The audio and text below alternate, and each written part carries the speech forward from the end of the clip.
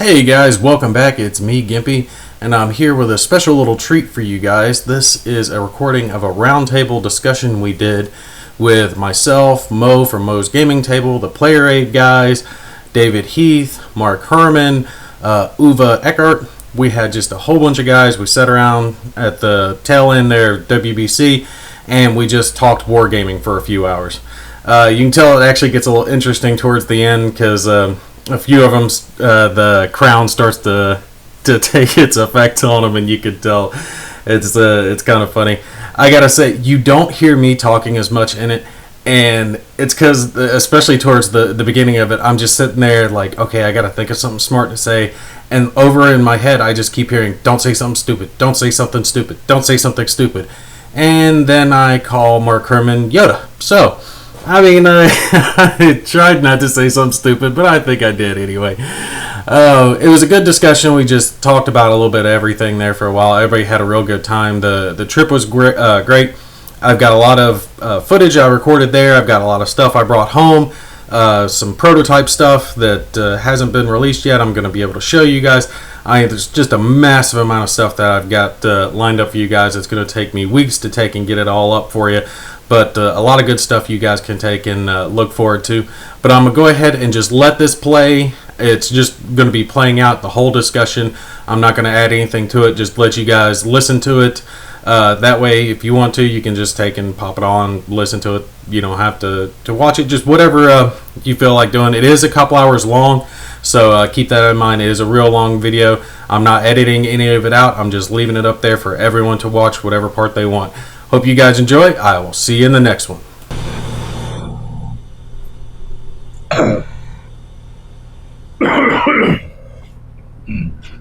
All right, here we are. Hey everybody, it's Mo from Mo's Game Table, and I got some very special guests tonight for a little round table here at WBC. A wargame chat with David Heath, Uwe Eckiert, Mark Herman, and Nate Rogers, TheGimpyGamer. And everybody knows me. I don't have my funny hat, but hey, this is good enough. But we wanted to have a little chat. Being this is pretty much one of the biggest wargaming conventions in here. Uwe kind of eased out. This is the type of crap we got to put up with this guy. What? And this is what's so great about it. And this is what's so great about this community. But we're having fun. And you said it was a war game, right? Yeah, exactly.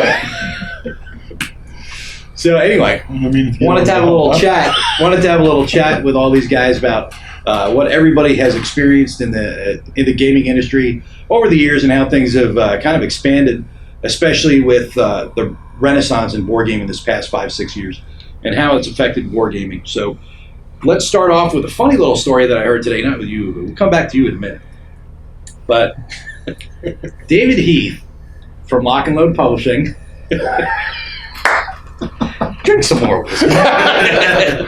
David Heath from Lock and Load Publishing. I've had no whiskey yet. So. Not yet, so get started. You're way behind. So you're Coke, moving up on don't most sober. Exactly. I'm drinking Diet Coke. Don't let it fake you. He worked for, who was it again, Dave? Victory Games. Victory Games, interning for none other than Mr. Mark Herman here, who told us story. So Mark, why don't you take it away? Oh, so basically, what year was this when you were 17 now? I think it was 17 and it was gotta be 84. So 84 to 85. So we just started Victory Games as 84, and I get a call from the New York City public school system. I don't have a kid in the school system there, so that's always the beginning of it. And they said they got this intern program, they got this kid, and he'd like to intern at a game company, and they said, would you take him on? And I said, what the heck? So in walks the 17-year-old version of this guy at the end here. And I remember the first thing he says to me, when do I get to design games? I go, that's a copy machine.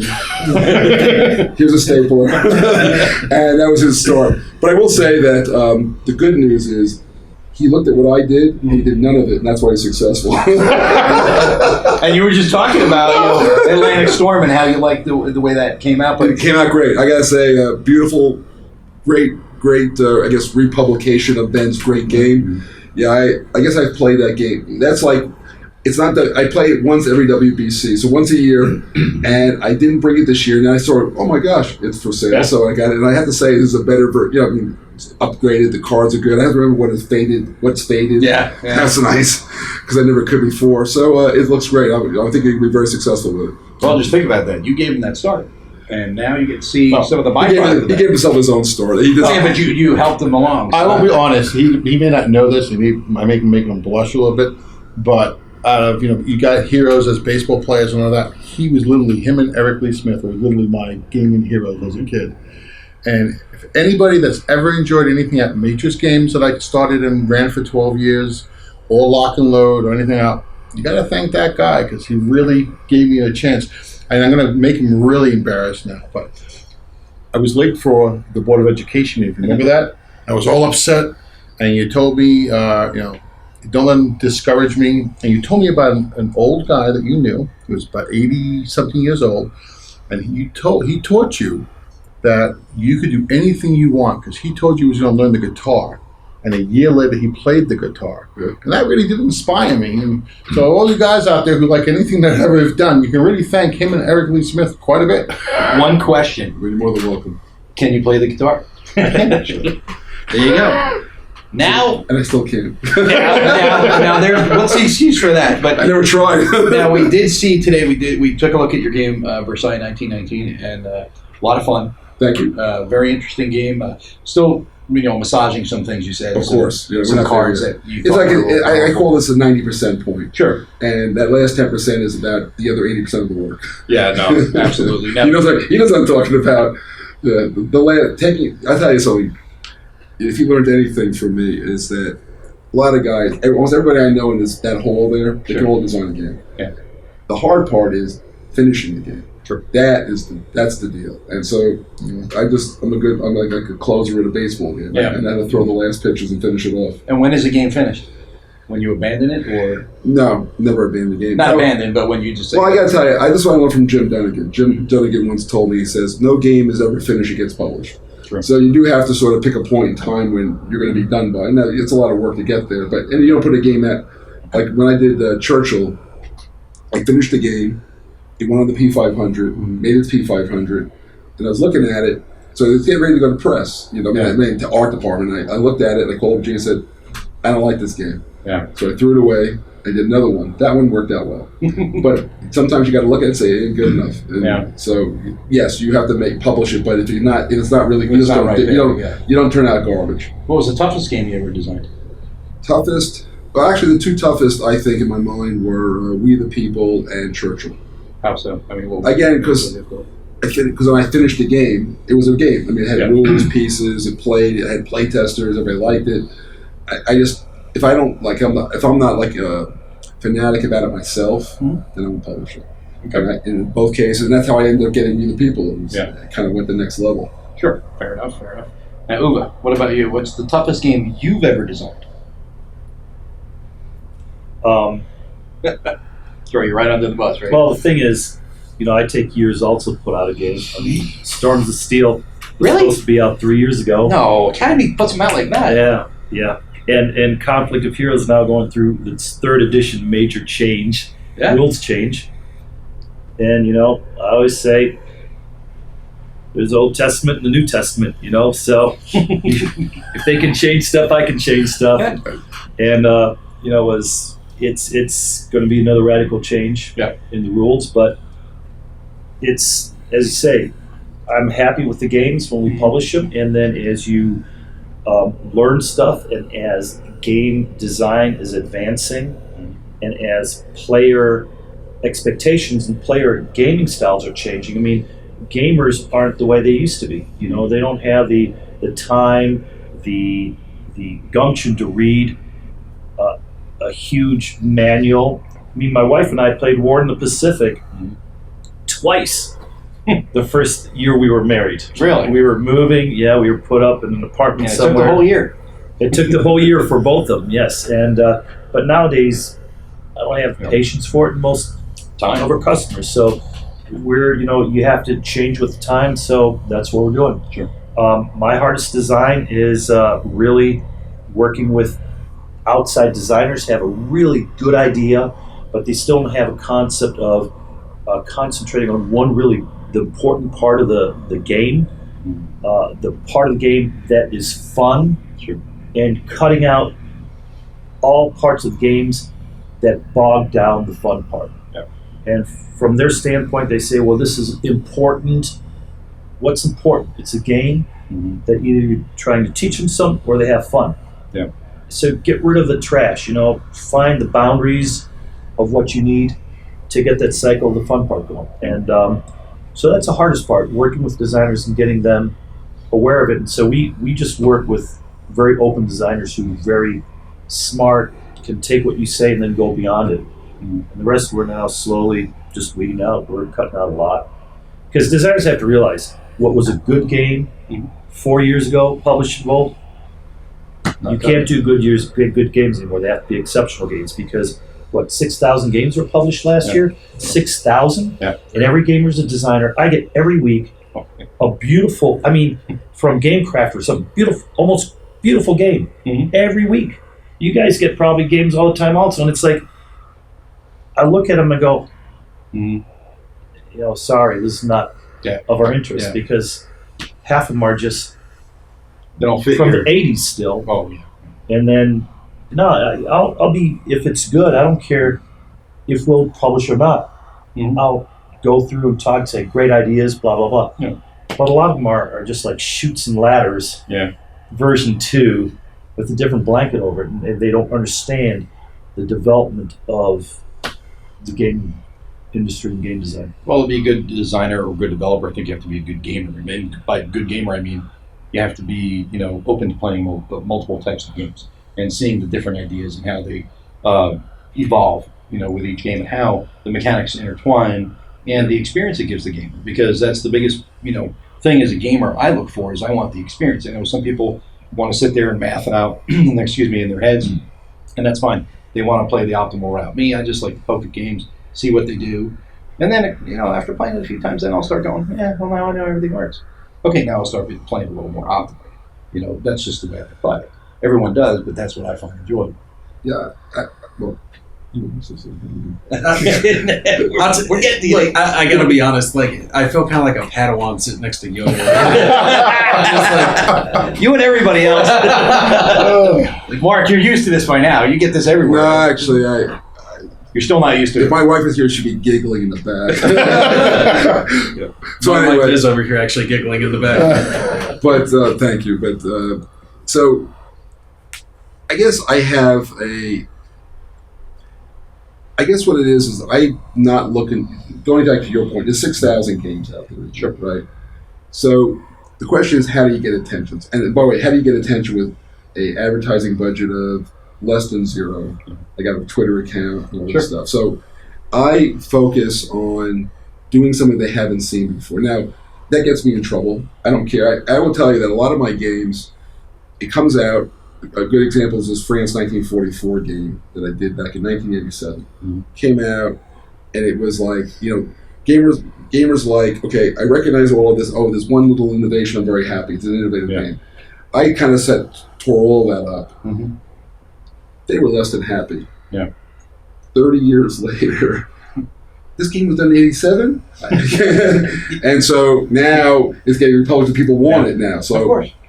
So I don't make... It's fan mail. Now, what I've got is I've got a granddaughter in a house in Cape Cod, and there's a motion camera. And I think she's running back and forth in front of it. Keep her honest.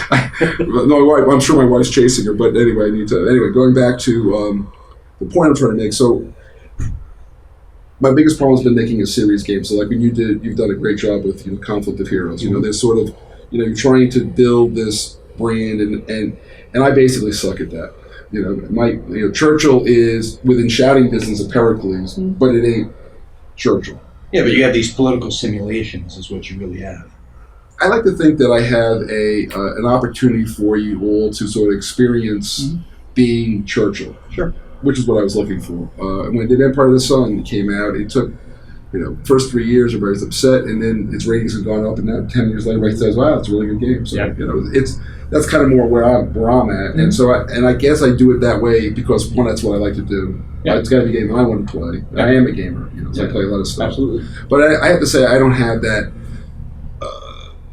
I play I play most of all the kicks. My friends get all the Kickstarter. Kickstarter, yeah. So and they're all touring. I just play theirs. So I have no more room in my apartment.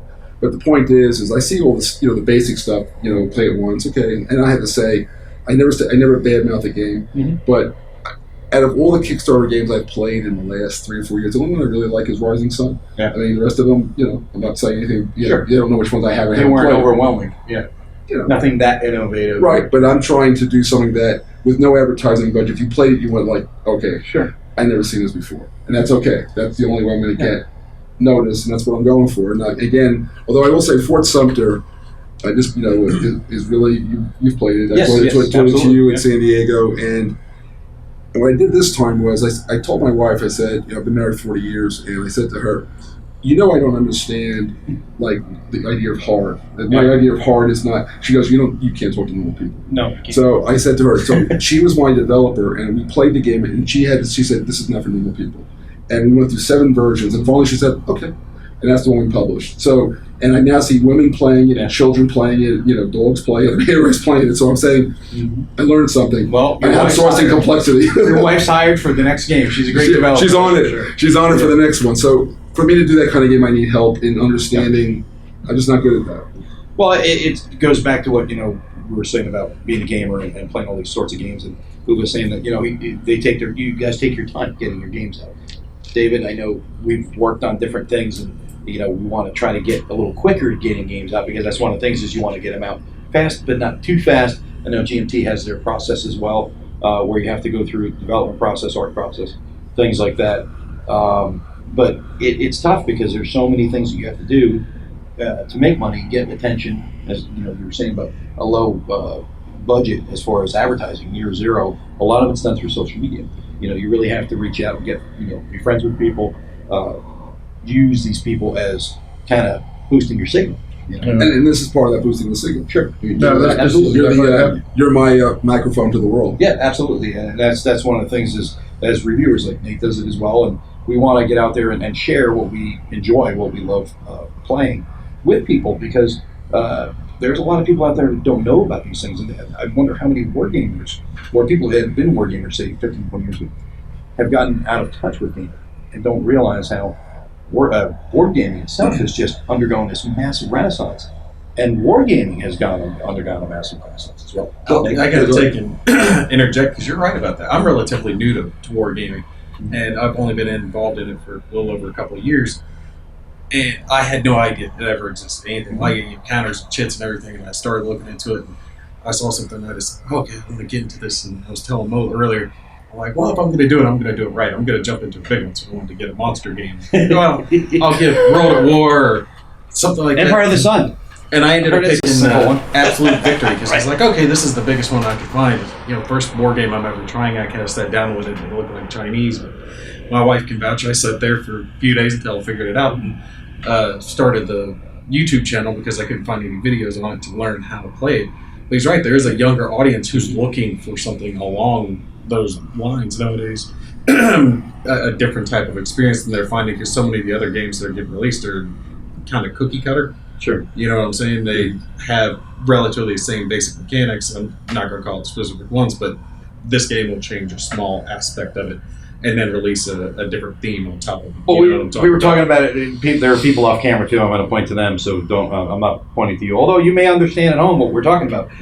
We were talking about the other day that you could put out, and no offense, Mark, I'm not picking on you. Go for it. You could put out a Gettysburg, a Bulge game, and Stalingrad, and a Waterloo game every other month or every month, and it's going to sell. It's definitely going to sell. Now you've got one coming out in C3I, but that's a little different because that's intended for the beginning war game. Yeah, I will tell you that one of the first games I'm old. And so I actually know Charles. I knew Charles Roberts. I knew Gary Gygax. I mean, everybody you can name, I knew them, and they were friends of mine.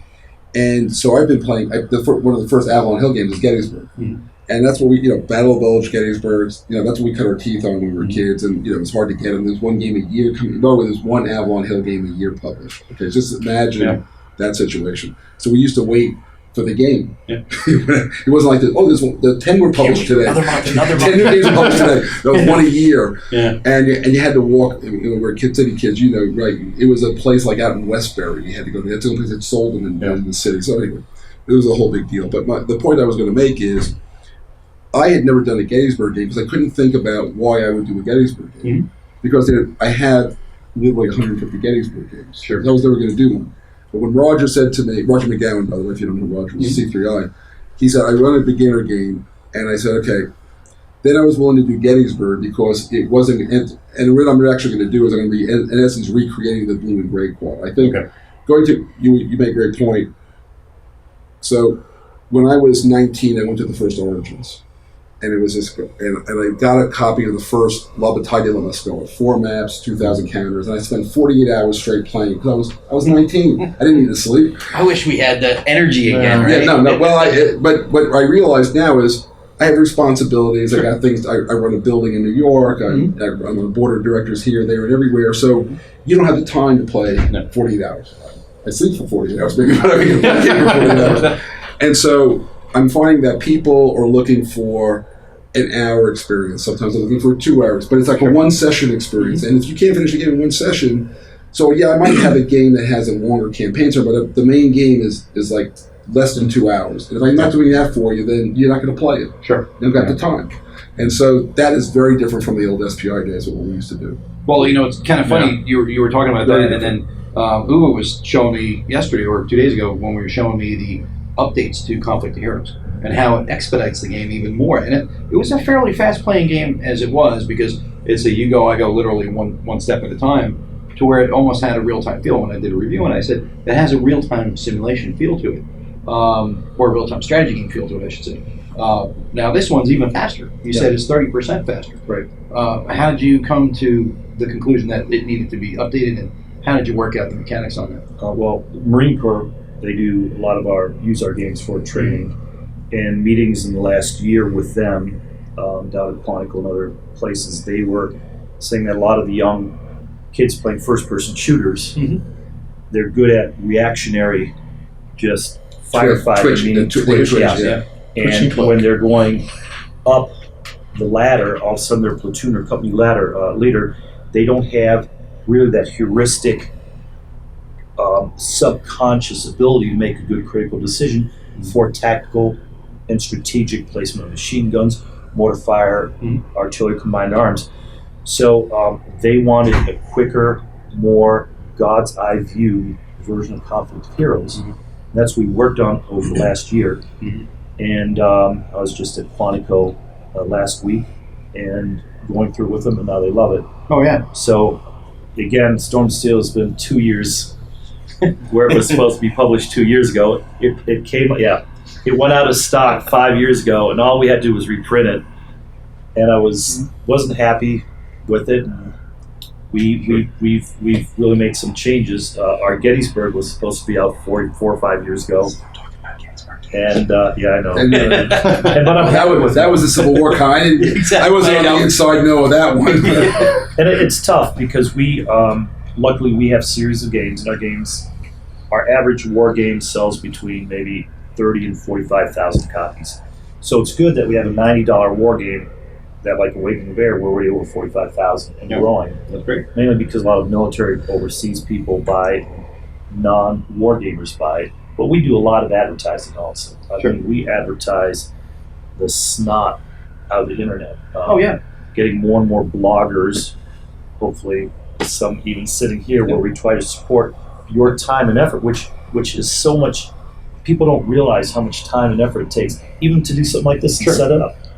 And the amount, all the food you gave us beforehand, paid off. The full buffets. You should see the dressing rooms he gave us before the show. And all. He missed it. He was too late.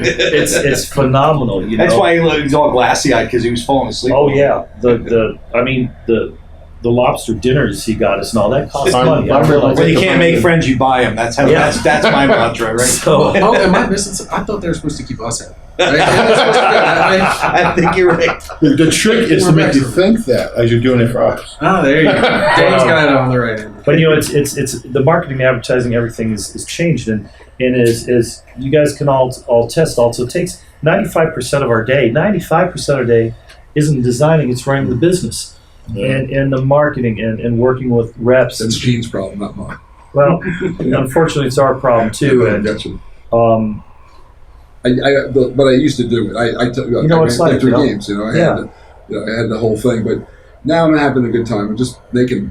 Yeah, well, I have a good time also, but it's the industry's changing so quick, and the way games are being presented, the mechanics of the games are changing. There's so many good games. I don't play war games either. We play almost every game coming out from Kickstarter, and I agree with you. Half the games coming out, I'm going like these huge $100, $120, $150 games. They look beautiful, and the game mechanics are like, pretty blasé. They're blasé. No, it goes back to your point. And again, I'm not sure the people who are reviewing them and gushing on them. I'm going, what are they seeing that I don't see? Well, they're going for an audience though that's not as sophisticated. Well, I don't want to dump on the audience. No. What I'm saying is that I'm trying to understand why people like it. Forget about it. My taste is not their taste. Yeah. And if there's a lot of them buying what's it, the hook for that? What's the hook? And it seems like the minis are a big deal. Right. Minis are massive. A huge deal. But at the end of the day, I want to play a game. Yeah. I did used to play with toy soldiers, but that was a really long time ago.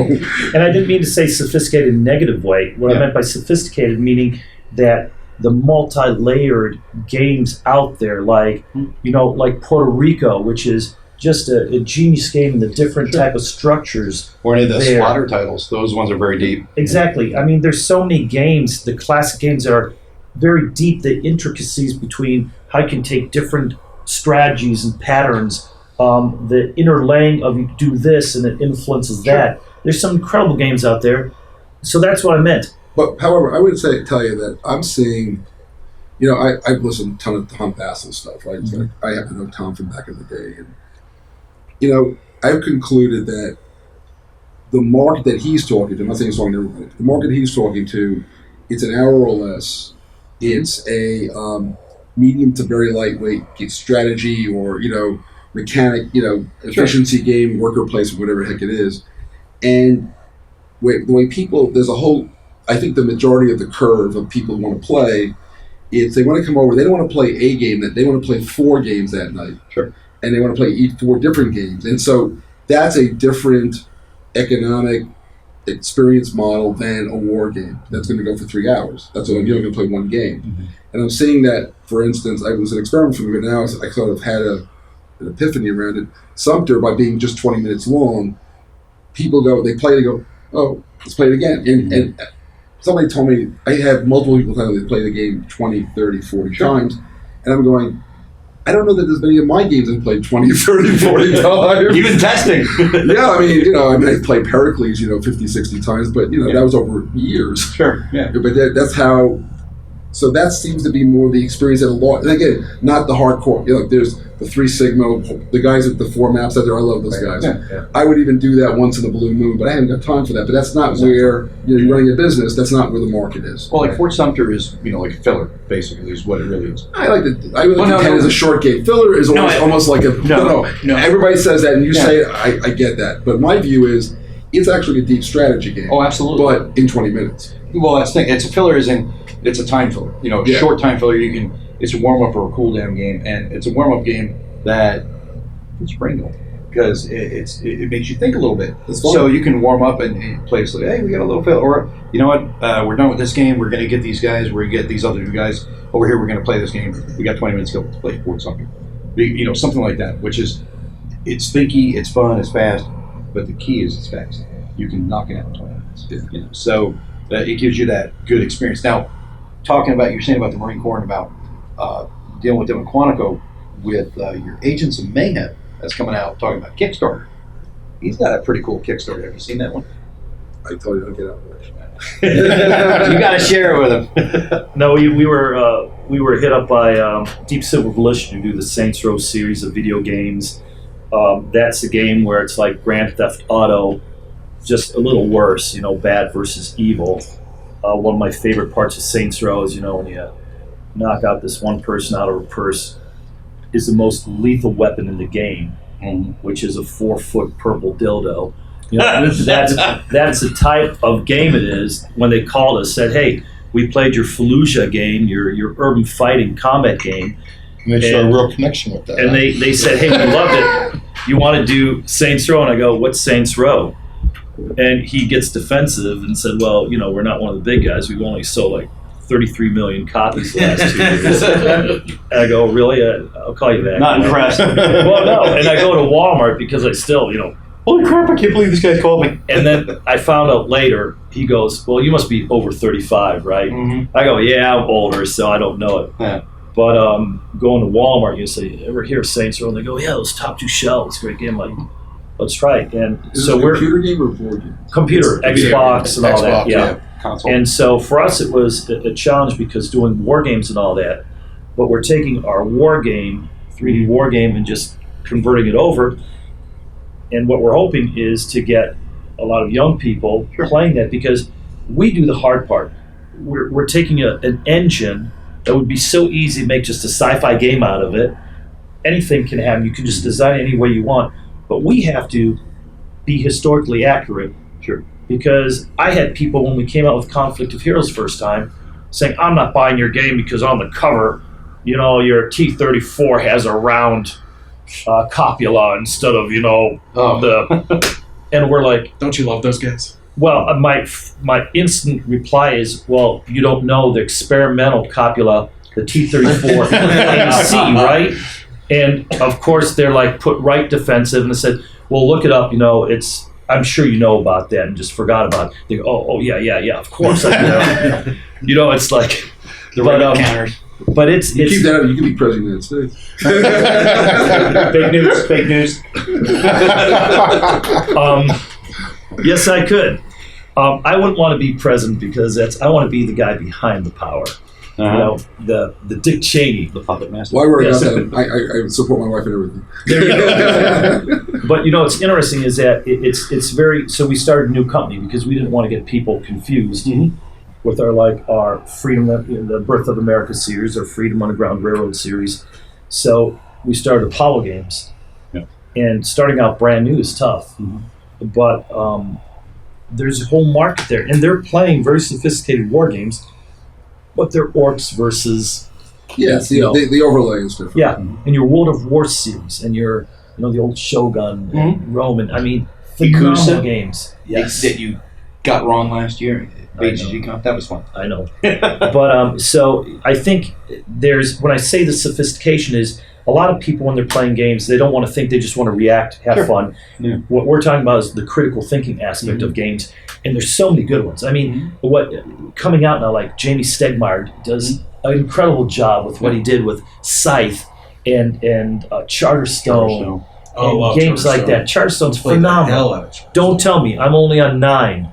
Game number 9. We love it. We played, my wife and I, played a lot of Charterstone. We used and then we used one of those little Thomas to fill it out. He twists on me. I hope the Overlord's like this evil guy who's manipulating his soul. Spoilers. No, I'm just making it up. Just making it up. The best thing though is that recharge kit for it. I love that. Being able to flip the board over, same thing on each side, and then start over. And Gloomhaven. Gloomhaven. That's great games. There's so many good games out there. Now you're bringing up a good point. Now I'm going to cut over to David here for a second. Have you played or seen any of these legacy games?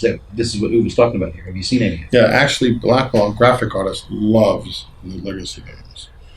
I don't, to me, I'm not so much a designer, and you're all thankful, but I'm more of a developer.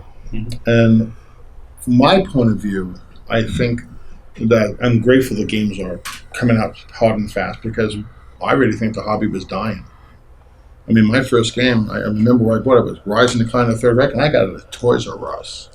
And look where Toys R Us is. And now there's no Toys R Us. And I know for myself, my son met you last year, Mark. And, he didn't know who he was, and he asked me, and I told him.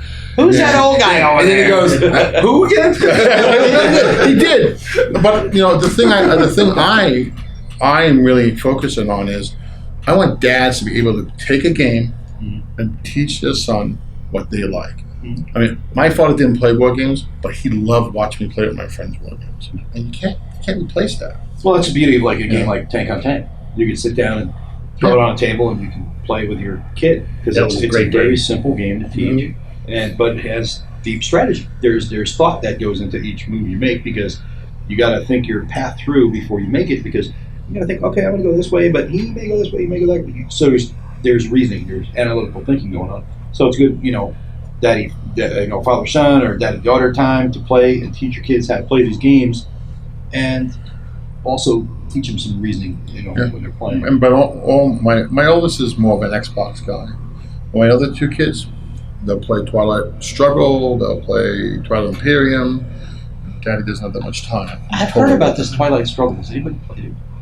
Just kidding. But yeah, Actually, you know Terry Coleman. So Terry and I, we see each other once a year. So we decided that we played Twilight Struggle so that we would have. We played Twilight Struggle for 9 hours yesterday. On Wednesday. You were telling us about that. Because I had I had a Versailles game going behind me, and they asked Terry thinks they interrupted us 180 times perhaps. But asking, what about this? What about So they were asking questions, and people coming by. Yeah. So we were just having a great time, and we were playing like, oh, whose card is it? Yeah, okay. And we got through the whole game, and I'm happy to say that at the end of the game, there was no order of victory. I lost, but it was no order of victory. That was all. Exactly. I was just looking for that. You got the Rocky win. Yeah, that was my exact. You said it that way. Yeah, you said it that way. Yeah. Round 15, I'm still up. I'm good. Exactly. Yeah, but that's a great game. And talking about that's a good segue into the next thing is digital gaming. GMT announced this week that they're going to be doing Labyrinth Coin, things like that. Baby. Fire Note, hell yeah! And then they finally got Twilight. I mean, they have Twilight Struggle out. David, I know you're doing that as well. You're getting more of the computer games, or I should say, digital games to computer. What about you? Storms of Steel, 5 years, 10 years.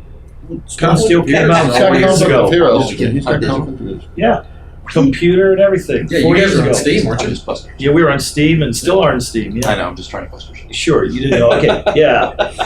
But I want to say seriously real though, quick. you have like Conflict of Heroes and Storm of Steel, all that stuff. What do you think about the cutover to digital from analog? Do you think it's beneficial, or We're doing it just because certain people want it, but our sales, our huge sales, are on board games. Board games are popular.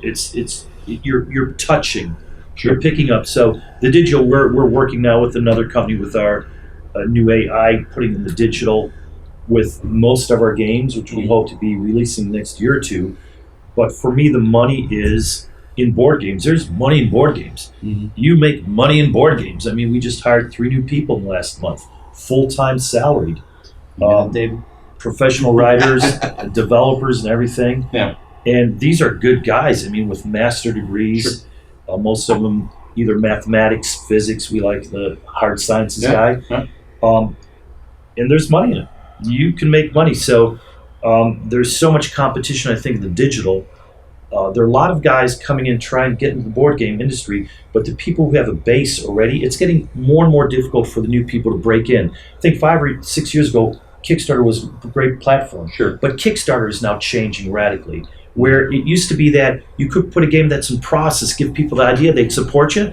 Now you have to have a fully done game that's been reviewed by 5 reviewers, have a full digital game with all the rules, everything done, all the miniatures, fully 3D digitized done, and the new companies can't do that. You're right. I hate to say it, but I agree with you because I even look for that now. If I'm looking at a Kickstarter game, I expect that 110% done, perfect, and it's hurting some of those smaller developers who can't present. Well, why is it hurting them? It's hurting them because of all the games, did we say, upfront card game that all the people put money into, and for whatever reason, it never comes to be. And there's other games like that too, whether it be computer or board games. Yeah. And I would say that it's also been. I mean, again, I don't play most of the stuff, but I think there's been. If I look at the broad set of reviews as sort of a gestalt thing, a lot of disappointment when it comes out. The games are underdeveloped. They rushed them out. even though it was Kickstarter, so I think even Tom Bassel dumps on it a lot. He says this, he actually rails against it sometimes. So Kickstarter, I think where Kickstarter has really been valuable, if you wanted to do miniatures, and I have done, remember Monarch Avalon was a printing company, so I was running part of a printing company at one time, and miniatures, the cost, the upfront, the one-time non-recurring cost to do miniatures is pretty high. Kickstarter is a way that you don't have a company, you can get somebody to make you the molds, you can get the stuff made, and some of the stuff looks, by the way, gorgeous. Yeah, some of the stuff. I see some of these miniatures like artwork. More than gorgeous, it's incredible. Yeah, it's really incredible. It's amazing stuff out there, but that can't substitute for the game that the thing sits on top of. Right. That's the problem, and like I said, I've heard some things even tonight, and I'm just keeping my mouth shut because when the camera's up, I'll tell you what I think. Yeah. But I cameras are off, Mark. Tell us now. No, I gotta tell you, there's no point in that. I'm entitled to my opinion, but it doesn't mean I have to express it out loud all the time. Sure. That's what happened after the 60s. So if you realize, that thing that was the preloaded thing I was going to say, just don't say it anymore. It really has helped me out. But I think the Kickstarters are very important even to companies like us because it allows us to hire and pay for these professionals. Because if it weren't for Kickstarter, we go through full distribution. We only get 34 cents on the dollar. But it's always been that way. And 50, 10, and 2, baby. Right. and we have to, on 34 cents on the dollar, we have to pay 20 cents on the dollars for our printing costs and everything.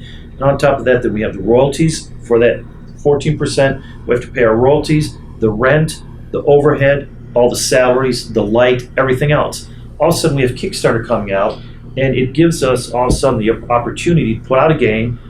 We've been lucky, over the last 5 Kickstarters, 3 of them were over $750,000.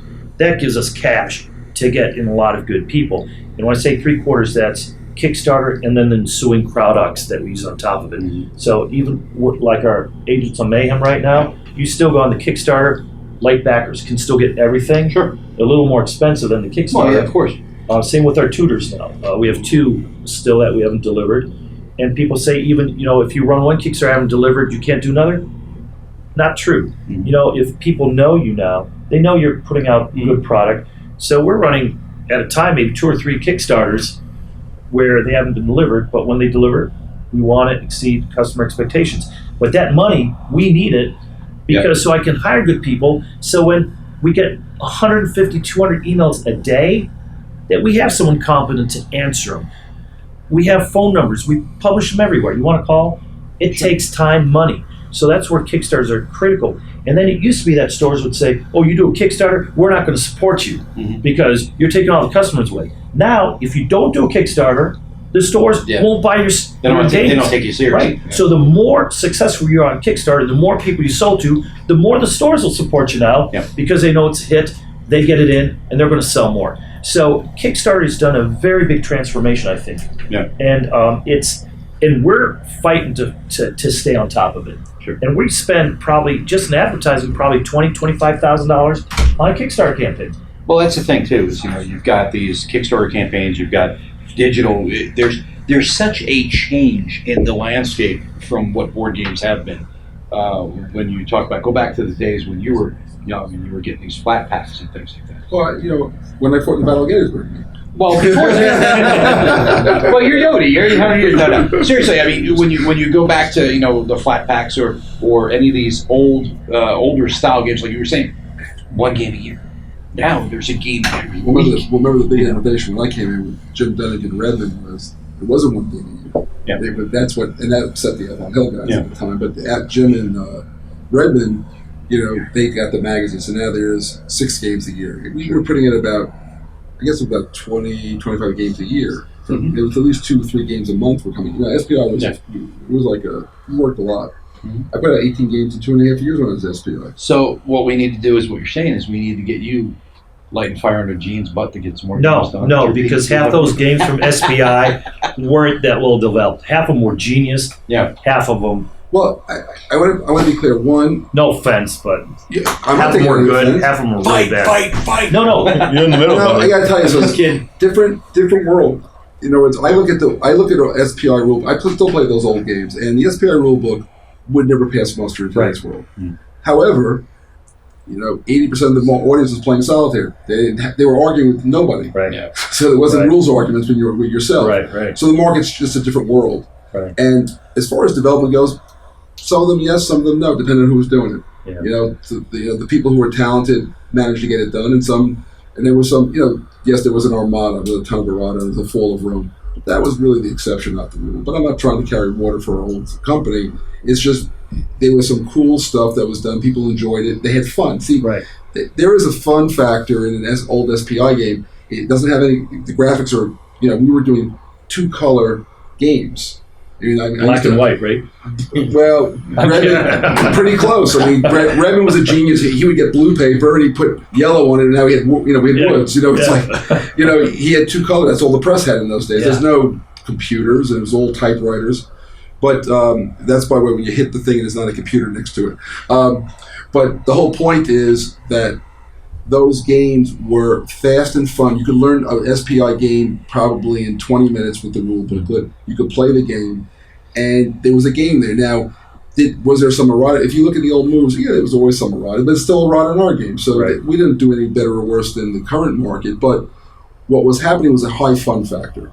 And the audience that we have now, those games are actually easier to play in time than some of the ones I see out there. Sure. Because they're just faster. And so my point, though, is that, and when I see people talking about, oh, wow, look at that innovation, I go, I saw that in S&T 43, I think, but they just don't have the history. Right. That a lot of this stuff is all coming around again. Mm-hmm. Yeah. So, but I think the point is that, like you're sitting in a city, you got people working for you, and I'm in a cave with a fire and a stick doing this stuff because, I'm a one-man band, and I produce games, and I send them off to a publisher, and I have good working relationships with all those guys, but I'm in a different situation. I'm the independent designer. I'm not the publisher anymore. I used to be a publisher. Right. Victory Games did quite well, and I would probably say that those Victory Game rule books hold up reasonably well. Well, those were good games. Well, I'm not arguing there. No, I'm not saying you're arguing, but I'm saying, but the rule booklets were good booklets, but even by today's standards, I look at those booklets, they probably would not cut mustard. We didn't have enough diagrams and enough holding your hand stuff, and that's just different. I also think the public didn't need it. The gamer back then didn't need it. Well, I said the world's changed. I mean, that's absolutely right, David. See, what bothers me, and one thing that... Slide in, guys. Finally, we got the rest of our crew here. We've got the players, Grant Alexander. We got Greg Smith. Yes. Oh. I love Greg. We've been having this long chat. These guys were supposed to be in it with us from the beginning, but hey, they just blew us off. Oh, this is Alexander. That's Grant. Yes. So these guys are the Players Aid. You guys watch them on YouTube all the time. You know them. So, and I don't mean to keep putting my hand in front of Uva's face. I love us. And their family. Ask them someday how they got to know each other. Oh, twins separated at birth. That is a good Twitter question. So they're brothers that married sisters. Yes. Brothers or sisters or brother-in-law. Listen, no. I'm going to say 5 times online that it's the truth.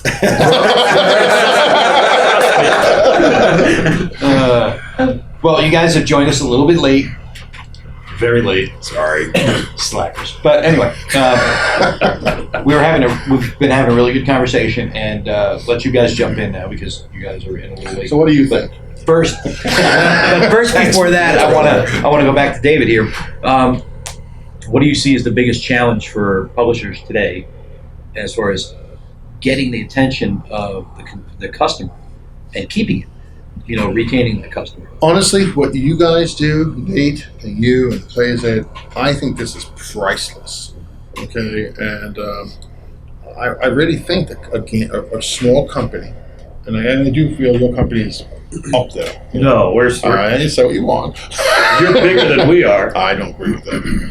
But I think that is really how you get the word out there. You go to the conventions, you shake the gamers' hands, you show them your games, you play the games with them, let them decide what they like or don't like. And I gotta say, David, I've always told people I think you're a genius when it comes to that because you surround yourself with people like me and Mo and Players Aid. How he leads with me and Mo. See the genius? No. But you take, I see you when some of these guys come, hey, come here, and you welcome them like family, and like, hey, let me buy you a drink. Because without these guys, I mean, they don't live because if there's no games. We don't live if there's no interest. And that's all there is to it. And, Mark in his cave or me in my office, if there's nobody buying the planet, that's where it stops. It doesn't matter how great the game is or really how crappy the game is. Because, and I see a lot of dads, like I said, want to play games with the kids. And kids, I mean, we have a real disadvantage now because you've got, we call them vidiots at my house. Because all they want to do is play Xbox or PS4, both. And the idea of slowing things down, putting something on the table, I mean, I could be whipping these kids and I'd be much more appreciative by them. As a dad, can I go back to my game? So I really think that the marketing part of it is to give the guys who enjoy doing that as much access as they can. I mean, besides you three guys here, I mean, Kevin Sharp's big board table. So, okay. They're considered but they're one. We're one. They are the one. Kevin Sharp's big board. I mean, I like these type of guys because I believe they're gamers. These guys don't give a crap that it's his company, my company, Mark Herman. If the game is bad, they're going to call you on it. Marco Arnaud, he's good at that. Yeah, Marco's another one like that. Yeah, and that's why I really like.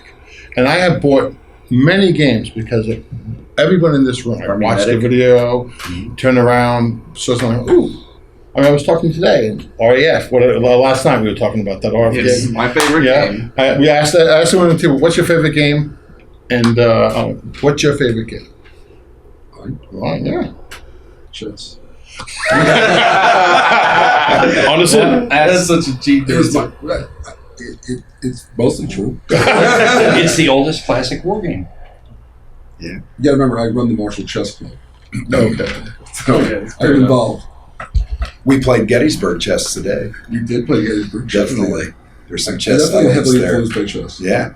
Yeah. It's not a bad game. Yeah, it's a great game. Well, Great I long do have a game. question from the audience here. There's an audience. We've got, Oh, yes, you've we got do. like a Rocky Twitter Mountain feed, Navy. too? Rocky Mountain Navy, thanks for typing in your question. We've got a question. Are game prices going too high? Better components equaling more costs and higher costs? Do we risk making a niche hobby even more niche? Not at all. I don't think so at all. Not at all. These two guys have sounded off your turn. I think I guess I would tell you small. that I already did the hero worship before. Oh, we've been doing it for like. He's like, oh no, I gotta go. You know what? again. Crazy. what I will hear, somebody might complain that a game is expensive, but I'll hear more often doesn't look good way before. Yep. Sure. If it looks like garbage, Yep. or it's not looking up to snuff, they will be more upset about that than if they pay. Now, if they pay good money and it looks bad, then I'm with them. Yeah. But if they pay good money and it looks good and it plays well, Yep. then I'll hear from them again. I just had that conversation with the designer today. He says, "Well, I can't do this and this; it'll cost too much." I said, "Use that. Give me the best game that'll exceed customer expectation, I'll worry about it. and we'll worry about it." And really, I don't want to be a Burger King. I want to be a 4-star restaurant. So you don't want to Guess give it to what? me my way? Have it your way. No, I'm going to have Pierre, the waiter, tell you what you're going to get, and you're going to love it. That's the smartest And way then to you're do going to come back the next night, Yeah. Oh yeah, no, I agree. But it is that way because the war gamers in general are a professional lot. Usually they've gone to school, they've graduated high school, they have a decent paying job, and they'll afford it if it's good. And you can have the best, nicest person in the world. You go in a bar at night, and there's the nicest person in the world sitting there that looks ugly as sin, and then there's the most mediocre girl sitting over there that But a looks little beautiful. whiskey, they look gorgeous. Where are you going to go? Yeah. You're going to go to the good looking. And if the good looking is incredible playing also, Sure. you're going to pay the money. Oh, absolutely. You know, Yeah. but the problem with today's industry is that there's so many games coming out, and I just want to bring that point up, is that how do you keep the long tails going? Once you teach them, here's a great game, Yes, then they come back. But the because problem they've is- already had a good experience. It's like, take that girl to the bar, you get to talk to her. What's the next thing you do? You got a second date. That's the same thing with the game. Why do we keep Why do we all play Mark's games? Because we had a great experience. Because he pays us. Well, no, well, maybe paid you. you? But you know, why do we buy Mark's them? like, damn. We had a great game I played in Pacific War in the 80s, I remember. And, you know, I played Churchill. I love Churchill. No, I don't think I would have bought that, honestly, from anybody else. Mm-hmm. And so why is that? The game looks good, and I had a good experience. See, but that's for a percentage. The problem with today's industry is that there's so many games coming out, and we've had this argument with our reps, with the dealers, with stores. How do you get your games into the stores where people can see them? Yeah. How do you get them, the Alliance and ACD, to continue? And what we're told is come out with a new game every 2 months because that's the only way. And we were told that by our reps, and we're told that by the distributors. Stay present in people's minds. Right. Yes. Because there's too much of this cult of the new. Right. And even Shiny the ball. big, Oh, squirrel. Oh. Yeah, but see, right. there's a little mismarketing there. I personally think, and I know that this will come around, the day of the dealers is going to be gone. Just like it was for GameStop and all. There's no more PC games in the stores. This is unbelievable 20 years ago, 15 years ago. Think of it like this. ACD or anybody, doesn't matter what the name. There was 500 games, 5-6 years ago, a year. Now there's 5,000-6,000 games a year. I doubt company A, distributor A, can buy enough of those games to get them on the shelf, which means that they're only the top 1 or 10%, whatever the numbers break out to, have any hope of seeing in the stores. Right. That does not mean the other 90% suck. It just means that they can't purchase if they wanted to. And of course, if I was running the distributorship, we would want to buy the top 10%. Why? Because you know that's going to sell. I could have the crappiest sales guy. He should be able to get that in the store. And the only way you're going to turn that around is online. This market is moving online. That's going to stay online because you have to connect to your customers. And that, I think, is the big change. And you'll make more money, and you don't have to sell as much, okay, because of the direct sale. You're not having someone take 65% of your money away. You're absolutely right about that. My local game store at home, less than half their store space is actually shelving for games. And then when you get that into how many shelves are actually war games, it's virtually nothing. I wish it was more. So if I want a war game, I'm looking online for it. I'm not getting it at the store. Yeah. When I ran Matrix games, I remember customers telling me, "Oh, you cannot put them not in the store. You can't make them downloads. I want to feel the box. I got to feel the weight of the manual." And I was like, "That's ridiculous." But now there's none. I mean, really, where can you buy a PC game in the store? You might find World of Warcraft. There's always going to be that one exception. But once you pass that, what's the next game online? You know, you mean to tell me none of us are playing computer war games anymore? I mean, well, think about computer war games, how much you make because you have your design, it's on Steam or whatever other platform, generally Steam, and people download it. There's no, media cost. There's no printed manual cost anymore. It's just straight digital. that's not Right, true. but that's Well, it's very I don't agree with that because you have the cost of development. You have the cost. No, I'm talking about as far as like giving it to the customer. You don't have to get a physical product to the store anymore and give a physical I know, product. when we did it, we were given because the manuals were a big deal. Yeah. Gamers want manuals. Oh, yeah. I mean, they want them in Well, their hands. for computer war games, yes. Yeah. If you But got not 40, online 50 manuals. pages. Yeah, Now it's yeah. PDF. Now it's PDF. You're sitting here with your iPad like I am now, listening to your chat, and you're playing your game on the computer. So. But I'll tell you something. If you look at the PC industry, I'm not as familiar right now, but when you have to start spending $50-60 million to produce a really top-end game, they're not into risk. Mm-hmm. You're not going to get they're going to find an evergreen, John Madden football, or it's going to be Skyrim, which is phenomenal. Mm-hmm. And notice they haven't put out another one in a long time because they're just milking the one they got. Oh yeah, but they just announced the latest. Oh yeah, but they released the latest one 2 years ago. Also, Mm-hmm. So.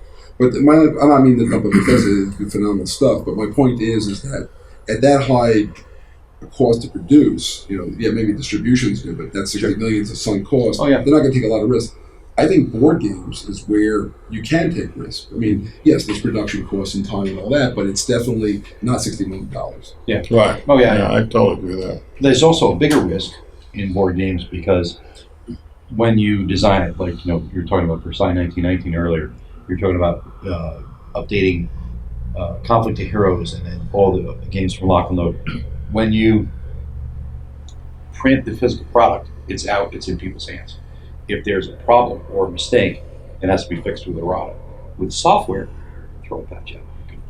So it's kind of almost invisible to the user. Yeah. In that regard. Well, our free Underground Railroad, we had to redo the boxes. We were getting so many complaints from certain communities in the big cities that saying, how can you put out a game about slavery? And the store owners were having real issues. And I disagree with you that the distributors will always be there. Middlemen will always be there because the more middlemen you have, the more games you sell. I don't see this going direct, and I don't see digital. I don't play digital war games because I like people, I like touchy. People said books were going to disappear. Well, I don't think the games are going digital. I think the distribution of the games are going to go digital. I don't think so. And the reason I say that is because, again, you only have so many people. You have limited stores. It's not like it was when we grew up. Okay? And a lot of these stores will not, most of the stores will not carry anything but the top 10% if you're lucky. That's frustrating. So how do you get past that? And people said the same thing about computer games. There are no computer games in stores anymore, really. Well, that's a good point. Now, you said something about, they're only going to carry the top 10%. What do you do to become the top 10%? Well, that was my question. Not only in board games, but specifically in war games.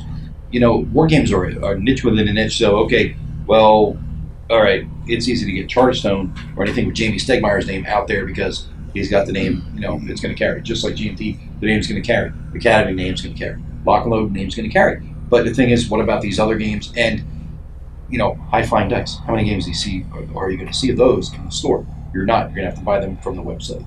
So, and even still, Academy, you still do direct sales as well as store sales. GMT does the same. Lock and Load does the same.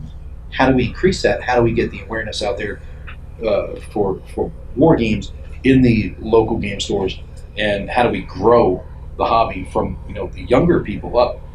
Nate, you're a good example. You're younger than you are younger than everybody else here. So you guys are the future of the hobby. So we're throwing our shoulders. I'm older than everybody else here. Well, yeah, but I mean we're all aging is what I'm saying. We have to get the younger guys to carry the load and to carry on the hobby. Well, I think they are because there are more and more kids playing. It's my first-person shooting on the camera again. and these kids are interested. They're playing. We just played Twilight Imperium. 4th edition, 2 thumbs up. Definitely get it. We played 9 hours. Really? And thought it was only 3 hours that had gone by. That's awesome. It was awesome. So they're playing first-person shooters. Our military, we're the #1 military in the world. We're getting hundreds of thousands of young adults coming into the market every year out of the Army, Marine Corps, any DOD type service who are interested in this. We are a warrior country. War games are going to continue to thrive. We're only 45% of our sales are into the board game market. 55 are outside. But these people all know how to get hold of you. Well, we go to but we push to go. That's because he puts his picture on his business card. Have you ever seen his business card? If you've gone to a con, you've got to ask for his business card. He can sell you a house and a board game at the same time. Seriously, I'm not kidding. It is like the card ever. There it is, right?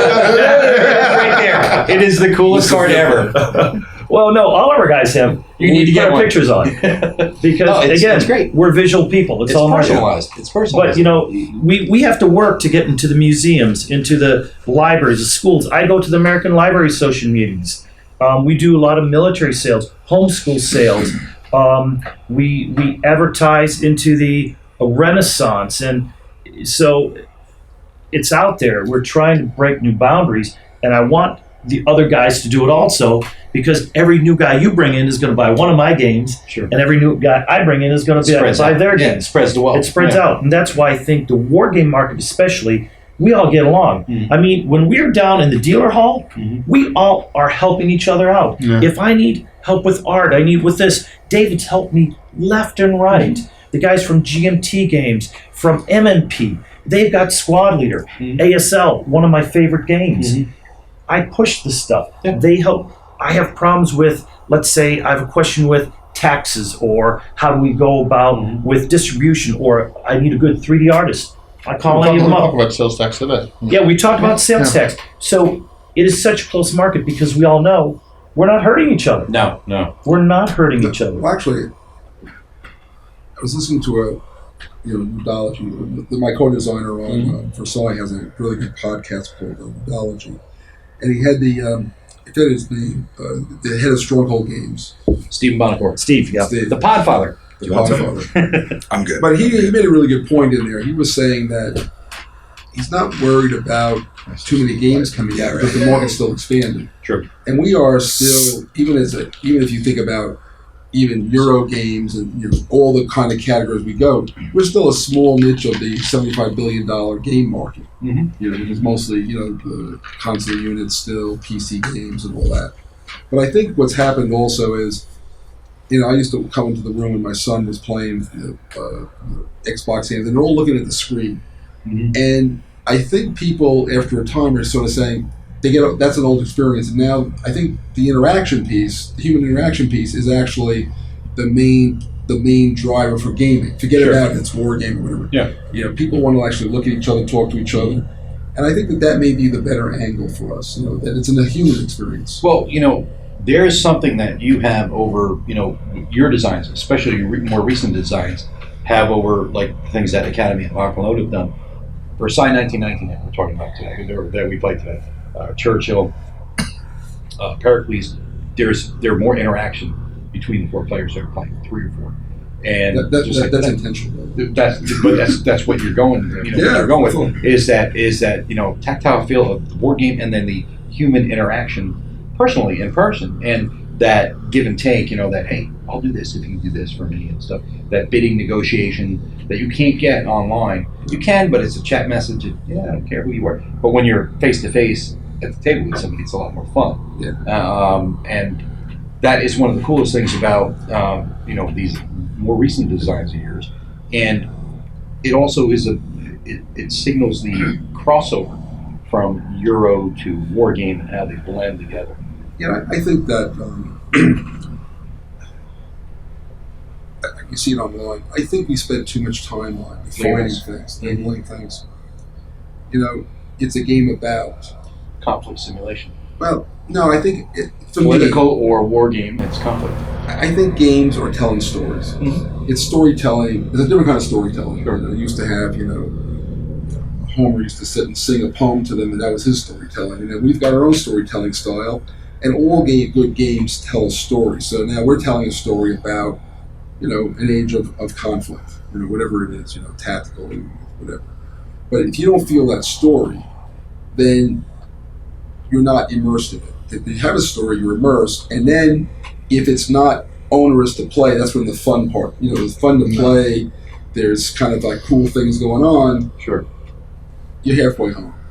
Well, I did have a question here about, what about unknown designers? I mean, you have an established reputation as do you. Stop looking like whiskey bottle. This is good. Crown Royal Black. It is. He told me it was Pepsi, Diet Pepsi all along. I'm thinking, and I roofied them too. Yeah, this is really. Every con we go to, I say, I got whiskey, and he's like, so this is like par for the course. But the question was, the established designers. It's easier for you guys to get noticed for your games. Everybody goes, oh, it's Mark Herman game. Oh, it's Uwe Eckiert game. I'm going to know that and want to, check it out because you have an established reputation. What about the new guys that are coming in, whether it's through Kickstarter or, independent publishing or maybe coming out through Gimpy, Academy, or Lock and Load? What about these guys? How hard is it for them to get the attention, and what can they do to build an audience? They should talk to us. The Player's Aid, guys. Yeah, that this is is something we deal with quite regularly. Every so often we get like emails or messages through various channels, and it's, hey, I've got a game, would you like to demo it and review it? And a lot of these people, it's their first time. They're like, hey, we've got a Kickstarter coming up, and it's like, yep, they just ship us this thing. A lot of it's people's first time designs. Some of them are really good. Some of them are a labor of love, and some of them are like, this needs a lot more work. Mm-hmm. And each of those come with their various different kind of issues and problems. Some people like, it's their baby. They've been doing this for 25 years, and it's the same with any art form. Authors do it, musicians do it. Like their first thing is like 25 years worth of work, and it's like, yeah, this is right. But then the next thing that you're going to do in 2 years' time after that is going to be so much better. And it's hard for people to kind of take criticism on some of their first-time designs. So that's something that I think new designers need to just kind of like have a thick skin and like it's okay. It's okay to like take some criticism on that and learn from it and make it another game. And also, reviewers have to have thick skin because we get a lot of grief too. Yeah. Well, I want to say one thing though. Where do you think his accent is from? Not Brooklyn. No. What country outside of America? Well, he knows. Oh, do you know? We played it. We played. I've been hanging out with him all day today. Okay. Do you know? Gimpy, do you know where he's from? I just know it's sexy. I was talking to him and I couldn't figure out his last name's Klein. He goes, he's not German, but his German's really good. I'm impressed. And then he met his wife in Germany, right? Yes. And he sounds like it's not from Nederland, it's not Belgian. I couldn't figure out. And it's like a New Yorker Brit. And so I'm from England, if you didn't know that. So I grew up in Southampton. In the South now Coast. your English accent's picking up. Go back. I can't help it. Go back to New Yorker accent. I just don't think He's about trying to become an American citizen. It's got to kind of. Actually, he has an announcement. Come on, give a round of applause. No, it's not yet. Say it. I did talk Well, a little bit. not fully. I But close. I took the U.S. citizenship test 2 days ago now. Yesterday. now. Yesterday. It's still Saturday, right? Yesterday, yeah, Saturday. Oh, it's just, is it Sunday yet? It's Saturday. Okay, Saturday. I took it yesterday, very early in the morning. Actually, it was in the middle of the day, thanks work. And I passed, so I'm on my way to becoming a U.S. citizen. Sorry, I'm right back at home, it is what it is. But yeah. You made the right choice. That's what everyone He here jumped told to the me. traitors, the So, rebels. Well, you can't become president. That dream's over. but my father was like, but your kids can. You know what? Laws change. Not that Laws one. change. No, that one never You went. don't think it'll ever will? No. It's there for a reason. Wow. Why are you trying to do UVA 2020? Oh, no. I've said before I would never want to be president. I'd like to be. The guy behind the president. Yeah, right. This is what you do. Yeah. There's a good old song that says, I don't want to be rich and famous, just well off and well known. So, That's true. cruise by through life. That's But right. going back to you designers, and I'll tell you a different kind of story. So I have a friend named let's just say he was a lieutenant colonel, lieutenant commander in the Navy, S3 pilot. I won't give his name out because he'll get an email or something. And we were friends, and we were friends for most of our lives. He was a business arrangement originally, but then he moved on, and we stayed friends. And then one day he was chief of staff to Rumsfeld, and they had a problem. So now I'm working for the Secretary of Defense. So then people say, how do you get to know people like that? Well, you have to grow up with them. So going back to your designer thing, I actually did do a first game once. It was just a long time ago. Everybody does a first game. My first one, what the heck was it? Battle for Jerusalem, 1967. October War, somewhere in there is the first one. I think we got published before the other. But you have to look on this as a craft. Yeah. And how do I get my first game published? Well, you have to self-publish it, or just get a couple of copies. You can do print and play these days. You can do something. Sure. Yeah. And you're probably not, you'll sell 7 of them, but you've done it. But And seven people bought your stuff. Yeah, and and you can get it to people like this. They'll take a look, and maybe you get some recognition, and you move on. But to build a reputation, you have to see. You don't build. Rome wasn't built in a day. It needs a reputation. Sure. So, now I'm in my mid-60s, and I've been doing this since I was 12. So there's a lot of mileage there. Yeah. So, but if you're not ready to do that, I don't know, what am I supposed to say to you? It's not going to happen tomorrow. But it could. You just say it's unlikely. That's true. Now, question, we're going to start with David first and work our way back. First game that you designed or published? Talk about Board game or computer game?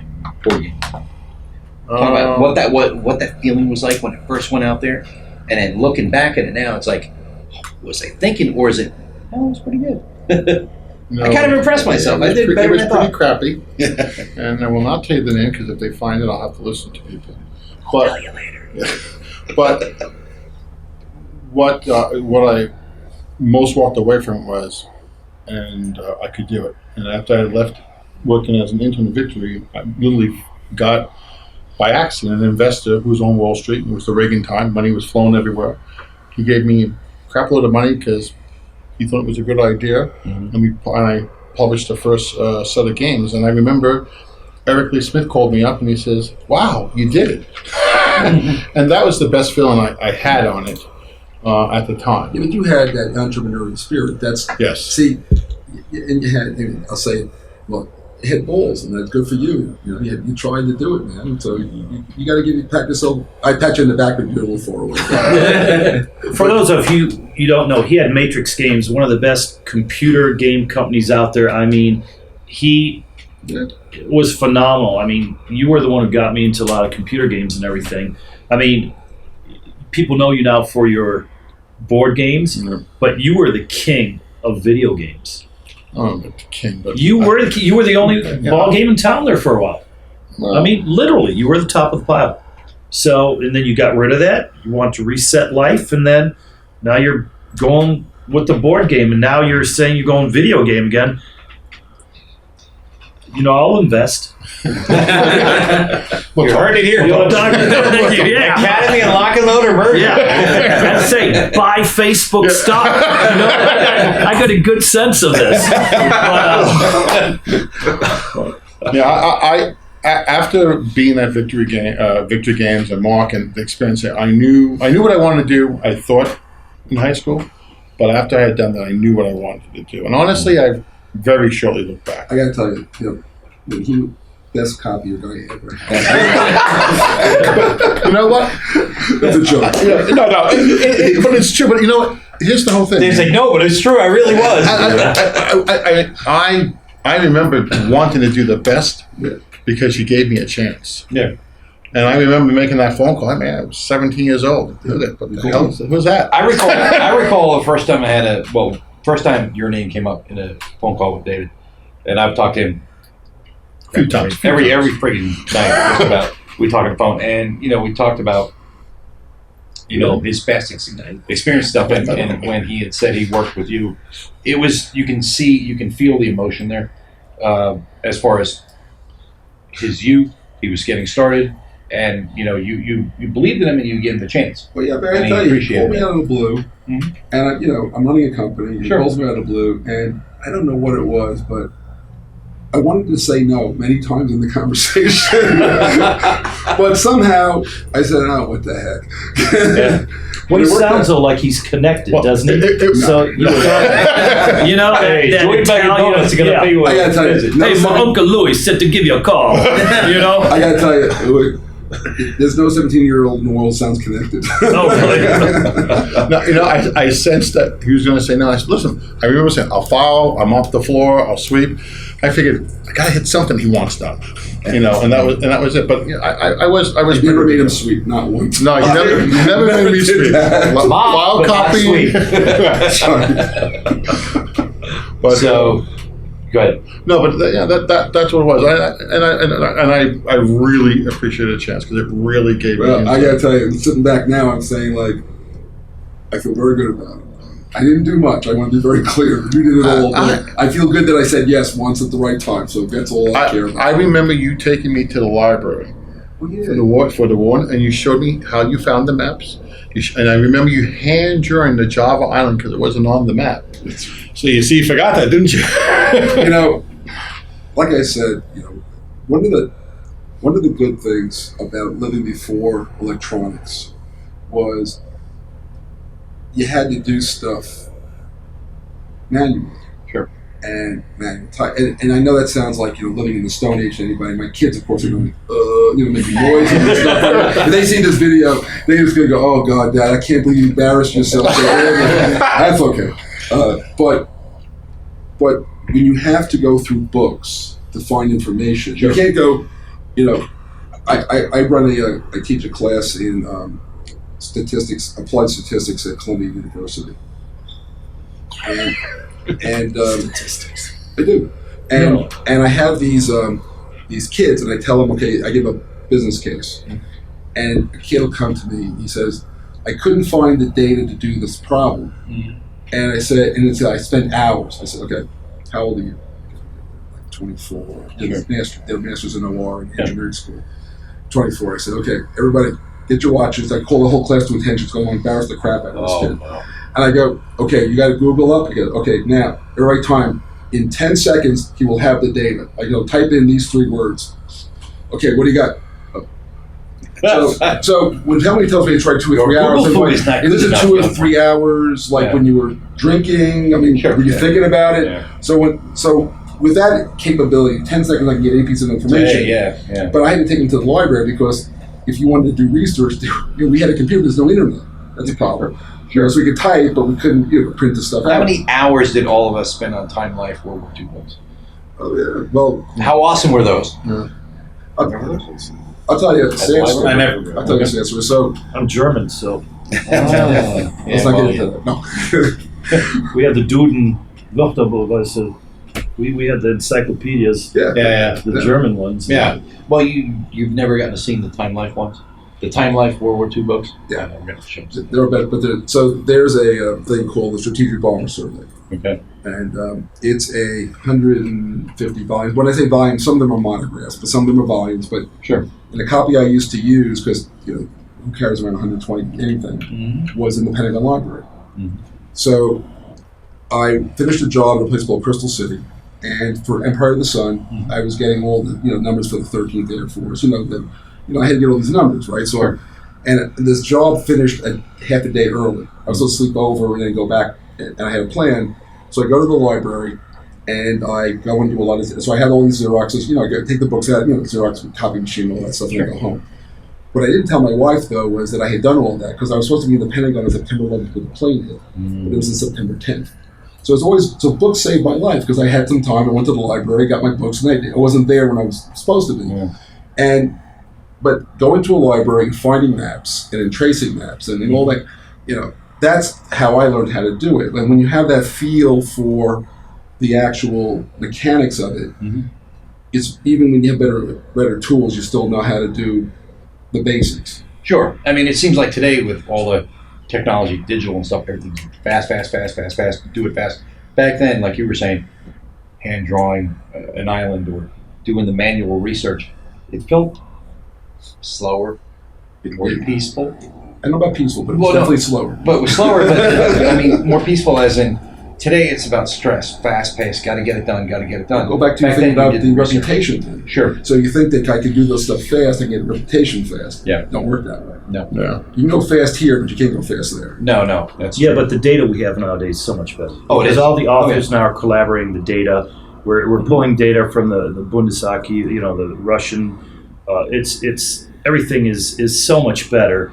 Even a battle like Gettysburg, they're analyzing more and more and finding more and more data. Details, Pickett's charge. Well, not as many people died as say. A lot of them ran away now. And, things like that. I think we live in a great age right now. And absolutely. But I'm like you. I made my own squad leader maps. When mine wore out, I'd make my own, and then I'd make new ones, and I'd spend days. And even when I was married, I'd go to my wife, look what I made. And she goes, yeah, nice. Who cares? It's like my hero. I'll put it on the fridge with the kids' artwork, right next to it. This is very important. So I'm doing a Churchill, and I think that people might have seen I got my wife to do a video tutorial for it. So yes, I remember watching it. It's all true. And so I'm sitting there one day, and she goes, "What's the matter?" Goes, "I got this game, I got to play." She goes, and so she started playtesting it with me. Well, I have this pathetic face I could do for her. That I never just had to hang my face certain way. It was a performance of a lifetime. Carol, you're awesome. Yeah, she is awesome. But sometimes, but she's the only person around. Sometimes, I go, I can talk to myself, but it looks weird. Yeah, talk to you. You're not listening. I'll be talking to you. Exactly. We kind of understand the whole talking to ourselves thing. Oh yeah, absolutely. We do it all the time. Oh yeah. Especially when we have a camera that we're talking to. Does this sound stupid? I'm talking to a camera. I hope there's an audience listening. But now, Uwe, your turn. First game that you published or designed, Conflict of Heroes. and looking back on it now, minus the latest update, what do you look? How do you feel now looking back on it? I mean, No, I'm not saying critical. Oh, I could have done this. Could have. no, You feel proud. I feel great about it because, and it was, I want to go back to new designers. I mean, when I came out, the only reason I got into gaming was I sold a company, worked for Jarden, and was engineered for new product development, VP of new product development initiative and new initiatives. And when I gave my resignation, they popped me with a 5-year non-compete. And it was one of these, my lawyer said, that's illegal, but they'll just keep you in court for 5 years and you'll pay me a lot of money. So go find something that's not engineering, not metallurgy, not consumer items, not plastics. I'll make games. So I started with games. Yeah. And I right away looked into the industry magazine and I looked up reps and I found Will Niebling. I just always said find the best guys. Yeah, Will Niebling's a great guy. He knew everybody. I called him right away, said, hey, I've got a new game. He's like, yeah. So I want to hire you to represent me, get me in everywhere. Sure. And he did, but those days are over now because the industry. So for new designer, I recommend if you have a good game, try to get into an established company because the designer's name is meaningless if you get in. Like with us, Brian Mayer never designed a game. We did Freedom Underground Railroad. A month ago, we couldn't figure out why nationwide they sold out. Over the weekend, Wall Street Journal did a big article on it. The designer doesn't matter if you have a reputable company pushing it. Sure. If you take a totally unknown and you say, okay, I'm going to help designer lock and load, that helps a lot. I think in general, designers have a good name, but people are now going with reputable companies. Yeah. The designers help, but designers, it's a new designer can make it just as quick if he has a platform. Sure. In today's platform, I think a designer on his own, it's very difficult to break into the market. They'll do good on the first game, but you can't make a living on it. So if you have a good game, you think you're going to do it, keep your day job. Do it in the evening. Try to Mark save said money. he's still a professor, right? Part-time. I Part-time. have an analytics company also. So what I'm saying is, you have an analytics company, you're still a part-time professor, and everybody knows your name out there. So it goes to your point. Here's an established designer, he still has the page. Right. So it's not, you're not going to make billions of dollars if you get into this job. Right. I mean, like Eric Lang is making It's not what you promised me. But guys like Eric Lang and all that are making, and Isaac Vega, guys like that are really pumping out good game after good game after good game. But then again, not everybody's going to put out an what's that Angry Kittens card game? Exploding Kittens. See, and someone brought that to me. Everybody. No. I think it's genius marketing. But here this goes back to a point. I actually looked into that one in great detail because I wanted to understand Kickstarter.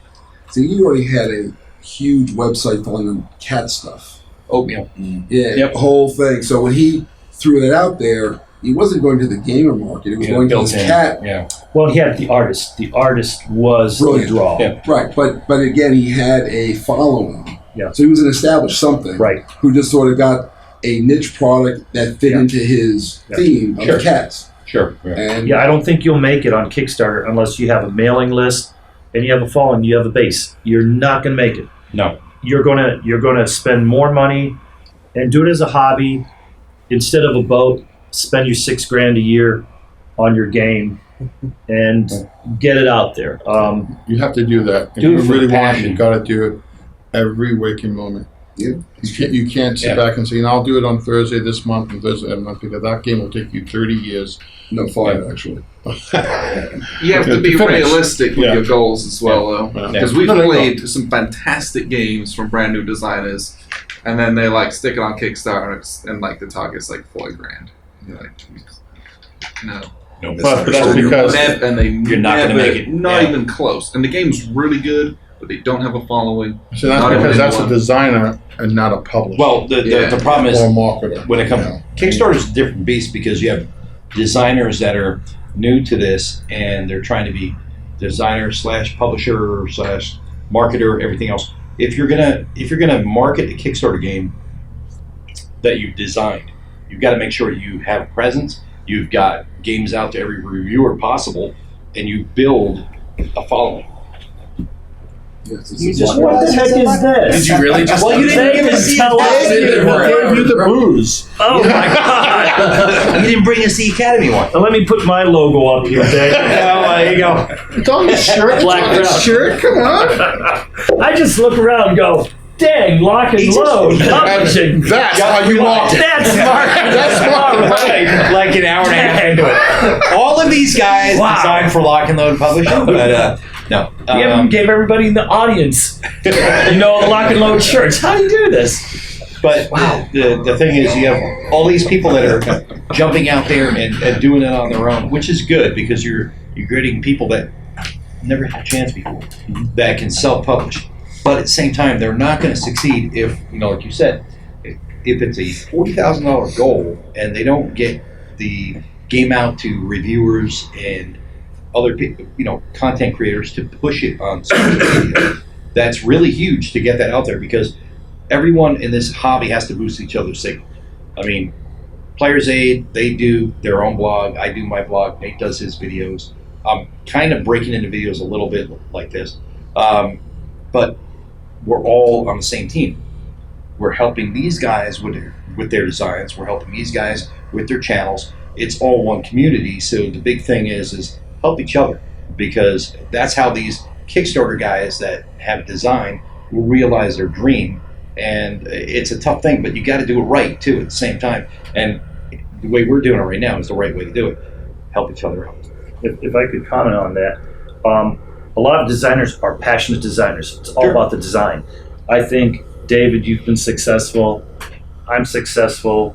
We're all successful because for us as publishers, at least, we like designing, but for us, the fun part is making our businesses profitable. For me, that's a fun part. So I'm not one of these guys. My game is my baby and all. It's you have to understand the market. You have to design your games for the market, like you were talking about. Yeah. You're making conscious decisions on what will sell and what the market's looking for. And a lot of designers are just passionate. It's all about the design. You have to be a business person. You have to understand the numbers. You have to be, it's more than just the passion to get ahead. All successful people who are good at something are also good at business. They're usually personable. They get along with people. It's all about, really, it's who you know, not what you know. True. And What you know helps. What you know is a big driver, but the biggest driver is who you know. Yeah, that will help you quite a bit. And that's a lot of it is the marketing, getting together with people, and that's the beauty of our industry. I go out of my way if there's a new designer, I'll help them all I can, and I don't expect anything back. And I don't think any of us do because everybody's helped us. To that point, what you just said, whatever happened with that designer that came to us at BGG when you guys were playing at South China Sea. Mm-hmm. So that was talking about that today. Vietnam. We played that after that there was a designer that patiently waited for about 3 hours. Oh, him. Yeah. Whatever happened with that guy? Great. It was a really good design. Yeah. It was a really good design. Sure. And it's a phenomenal design, but I don't think it had that spark. It wasn't the greatness that's needed. Mm-hmm. As again, 5 years ago, sure, it would have been phenomenal. Mm-hmm. And I really hope he makes it because it's a good design. It was a fun game. It was a fun game. It seemed to be right on the cusp.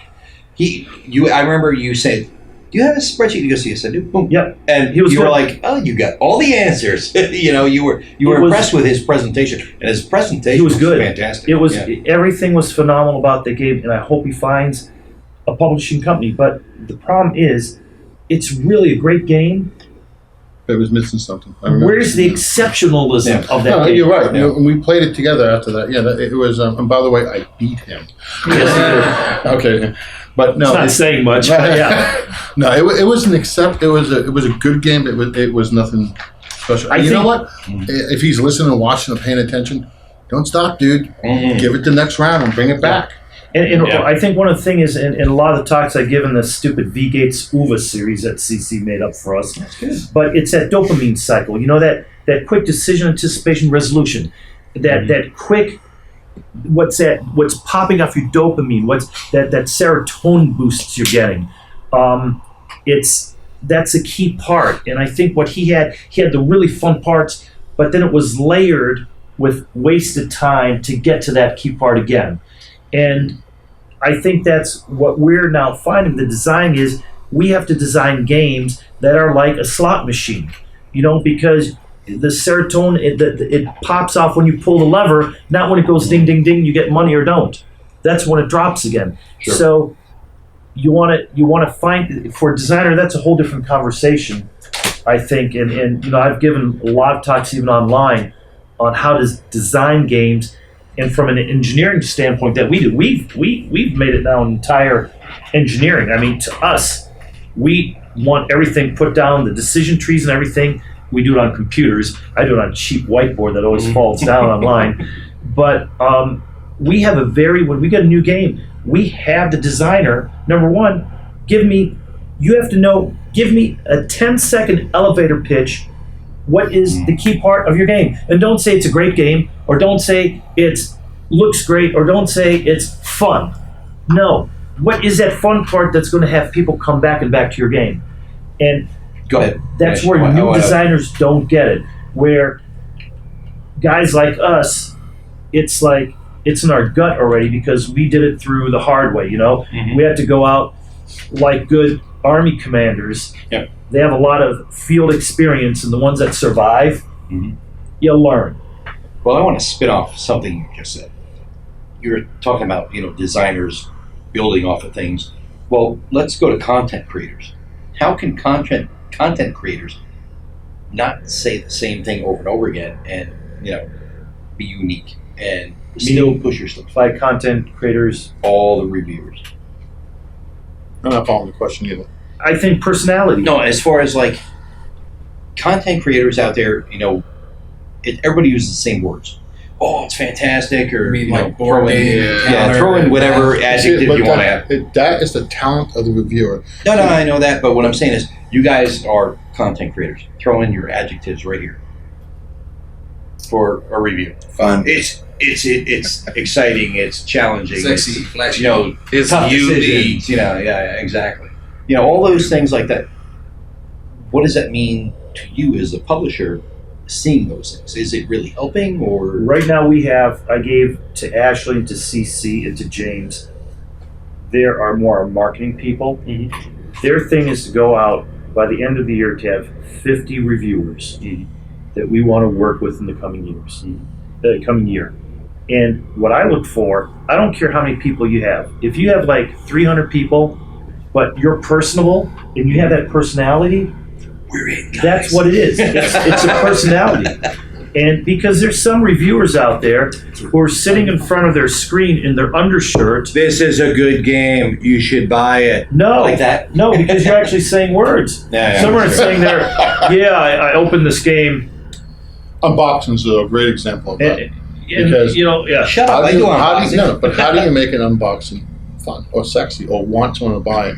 You see, I watched your unboxing. I remember contacting you. Do you know what you guys wrote back to me? Why do you want us to review your games? You definitely sent that email. Did I? Yeah, you did. I was memorized. And I remember the wanted to question. know. And I said, I watched your Unboxing the videos underwear. and I enjoy it. And I've seen, on my own games, I've seen a dozen unboxings of the same game. And some of these unboxings, I don't finish. It's my own game. Yeah. It's boring.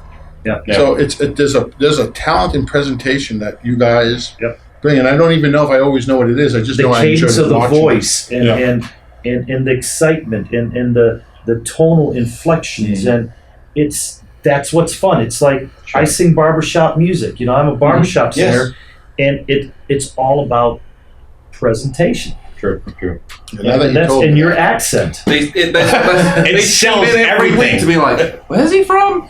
Yeah. Are you from New Zealand? I get that a lot. Well, I think from He's my from the perspective, Bronx. there's a lot of times we are not glitz and glam, the two of us. That's not who we are in our life. Glitz and glam. Yeah, and Ooh, I like that right there. I do not like to put on a show. I don't. I like to tell people what you can expect. Sure. You know, when I do an unboxing, we've unboxed it, we've looked at it, we've read online, we've done interviews. We know that game, and I can tell you what I think it is because we've built that reputation over the last 3 years. Mhm. People, I don't know why, but they care what we think. because the information you gave was presented factually, Yeah. or they agreed with it. I mean, how many guys watch movie reviewers, right?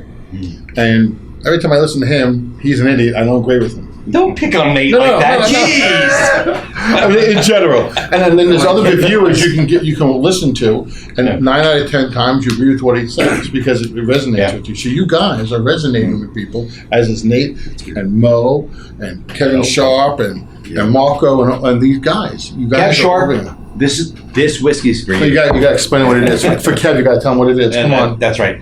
Crown Black. You know you like it. Oh, wait a minute. And to the Scotch dummies.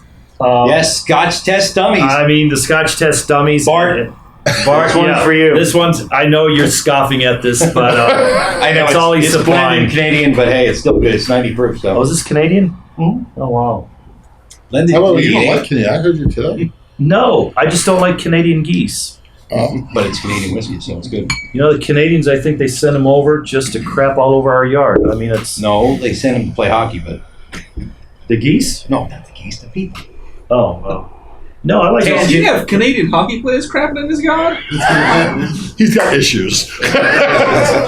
I insult hockey players all the time, you know. Don't insult hockey. If it's not soccer, no. But I'm glad I'm not alone. it's soccer on ice, you know. No, Thought you there's guys no called it diving. football. Pardon me? Thought you guys called it football. Oh, let's get into details here. Listen, America and Germany both got out way too early, and my favorite country, France, won. So, you know. But continuing on with the content creator stuff. I watched Players Aid plenty of times. I watched Nate plenty of times. No one watches me except for you guys watching. But seriously, it's an interesting thing to understand that the effort put in behind the scenes on all the stuff we do. And it's because of these guys here that we put in the effort, because it is a lot of effort to put in to get a written review, a video review, but it's because the passion that these guys show in the product they put out and that we play and that we want to share it with other people. So it's kind of a nice symbiotic relationship, and I don't know, I enjoy it. I love it. Yep. Yeah, and that's what I like is the relationships. Like, I played a game, it was great. I know how much hard work you guys put into making those games, and I know that other people are going to enjoy it. And word of mouth to me is it's the most powerful marketing tool. It might not be the easiest to do, but you know, if I read see like a leaflet which had all the old games in it, you're just kind of like, oh, this one's a World War II one. Sure, that might be good. It has an interesting title. Is basically what you used to get, and so you'd like send off your check in the mail and you get a game. That's at least what my father-in-law says. 99-cent little soldiers from the back of the comic book. But like now, I used to have them. I bought those too. but like They're all listen, flats. That was very disappointing. They were flat, flat. boring. hearing someone else's opinion talking up a game, that's very much more influential on me. Maybe that's just who I am. And that's kind of how the reason why we wanted to start doing content creation was just to like interact with people in the community and share what we were doing. Because the games we were playing was so much fun. And it started, our journey started with just tweeting some pictures out. Just tweeted a picture out. I remember it was like Liberty or Death was like one of the first ones. Just tweeted a picture of that. And so many people were just like, oh man, that game's so good. It was like, oh, that's awesome. Like, and then it was just like meeting people online, and then it was like, let's make this official, explodes, right? Yeah. But it's the talking to each other amongst games, which the reviews that we do, to me, it's almost like a recommendation. like you could call it an official review or anything. I'm not sitting here saying, checking some boxes. 10 out of 10 for this, 5 out of 10 for this, 7 out of 10 for this. To me, we sit there and it's like, this game makes you feel this way. This is what they're trying to do. This is awesome. Mark, so you're going to say, like, don't score my game, please. Oh, no. Or any games. No, I think that society in general just likes to rate everything 1 to 10. Yeah, and I remember there were these 2 women wanted to have people rate people, and that one actually was going too far. At least at that point in time, they got really beat up in Hollywood or whatever. I think it was just going to use it to mock people or whatever. But anyway, I think that it's the content. Tell me it's a 10 or a 5. It doesn't. I looked at, if you go online like BGG, I'll see somebody give a game a 5, and they write like 2 paragraphs. I'm going like, what did they like about it again? Yeah. Why is that a 5? Given all the nice things they said about it, and then some guy gives it a 10, and he says, "Wish to hope to play it." or SJJ or whatever his number was, where they give everybody a 1, jackass. Yeah. Oh, the smidge. Yes. That's SMJJ. I take it as a. In fact, I was upset. Badge of honor. Smidge, I think, has hit all my games at least once. And I remember, but he hit it with a 1. It was 6 months from publication. No. So, and I was only like, and I remember going to some of my friends. He goes, "Who was this guy? Was he one of the play testers? Did I miss something here?" And he's like in Denmark. He just went down. Everybody gave everybody ones. So my point is that this is just look. There's only one kind. I think you'll agree. Both of you agree. The only kind of voting that matters is sales. That's right. That's the voting that matters. All the rest, they can give it a 9.9 if they don't sell. Sure, it's a failure. Maybe a critical success, but it's a failure. Yeah. I don't know. I like high ratings. I have some games that are low rated, and I feel like kind of down about it. But if I'm sorry. He's got poor self-esteem. If you sell 100,000, you're fine. When you're counting, I have to go on vacation with it. I feel better, but like Nate said, when you're counting the dollar bills, it isn't going to matter. Wipe your tears with those $100 bills, man. Oh man, Mark's right. I get a kick out of it when someone leaves a comment or message me saying, "Hey, I like this," and your review convinced me to buy the game. When they tell me they went and bought it because of my review, that is the most satisfying thing ever. As I know you guys. Especially if you trash the game too. This is our design moment. Is when you guys put out a game and it's out there, you get your first sale. Yes, I'm legitimate. When you have somebody message you privately and say, "Hey Mo," or "Hey Nate," or "Hey Alexander Grant," I mean, your review made me buy this gun.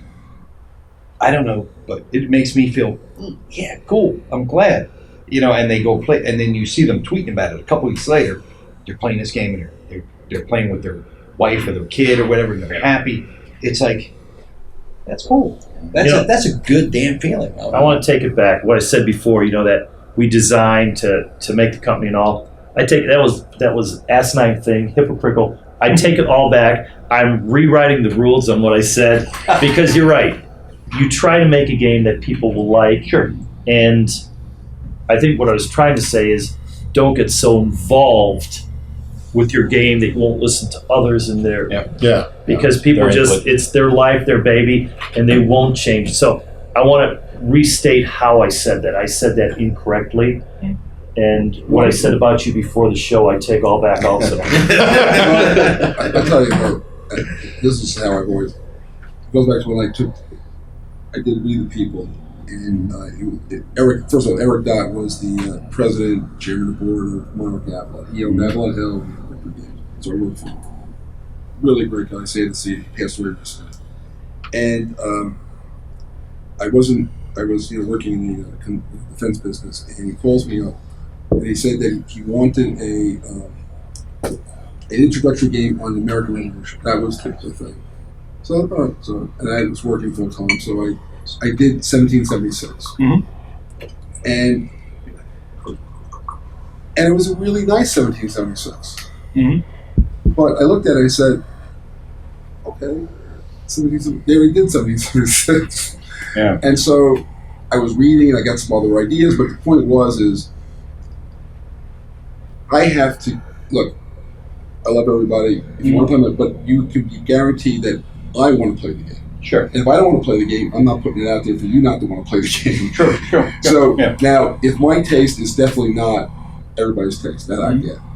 But you can at least know that I actually play them. You play them, man. I actually play them. I can attest to that because I played you with Pericles and then Versailles 1919 today. And great teacher. You can easily beat him. No, I'm only kidding. What But- place did you come in? No.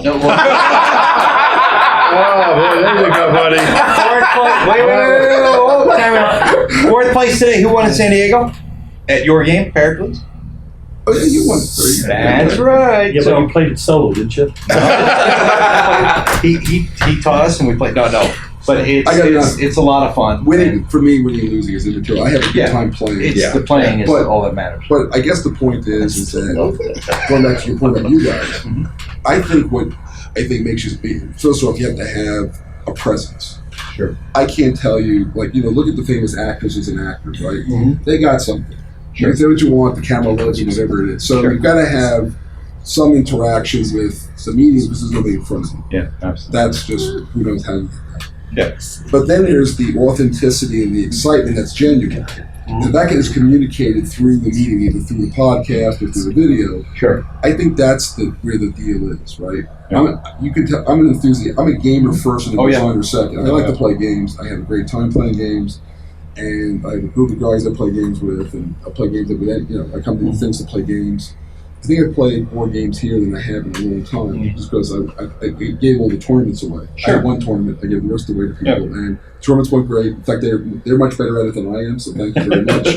It's not my skill set, but I do like going to them and talking to people, and and of course, when you can play a game with me, WBC, it's a long game because, hey, I don't mean to bother you, but when I invade here, and what is that rule? And I couldn't find it. I'm like, hey, no problem. I help people And out. that's why Twilight Struggle takes 9 hours. 9 hours to play Twilight Struggle. But my point is, if you want to do good content, regardless of where it is, be authentic and be enthusiastic and be passionate. Yeah.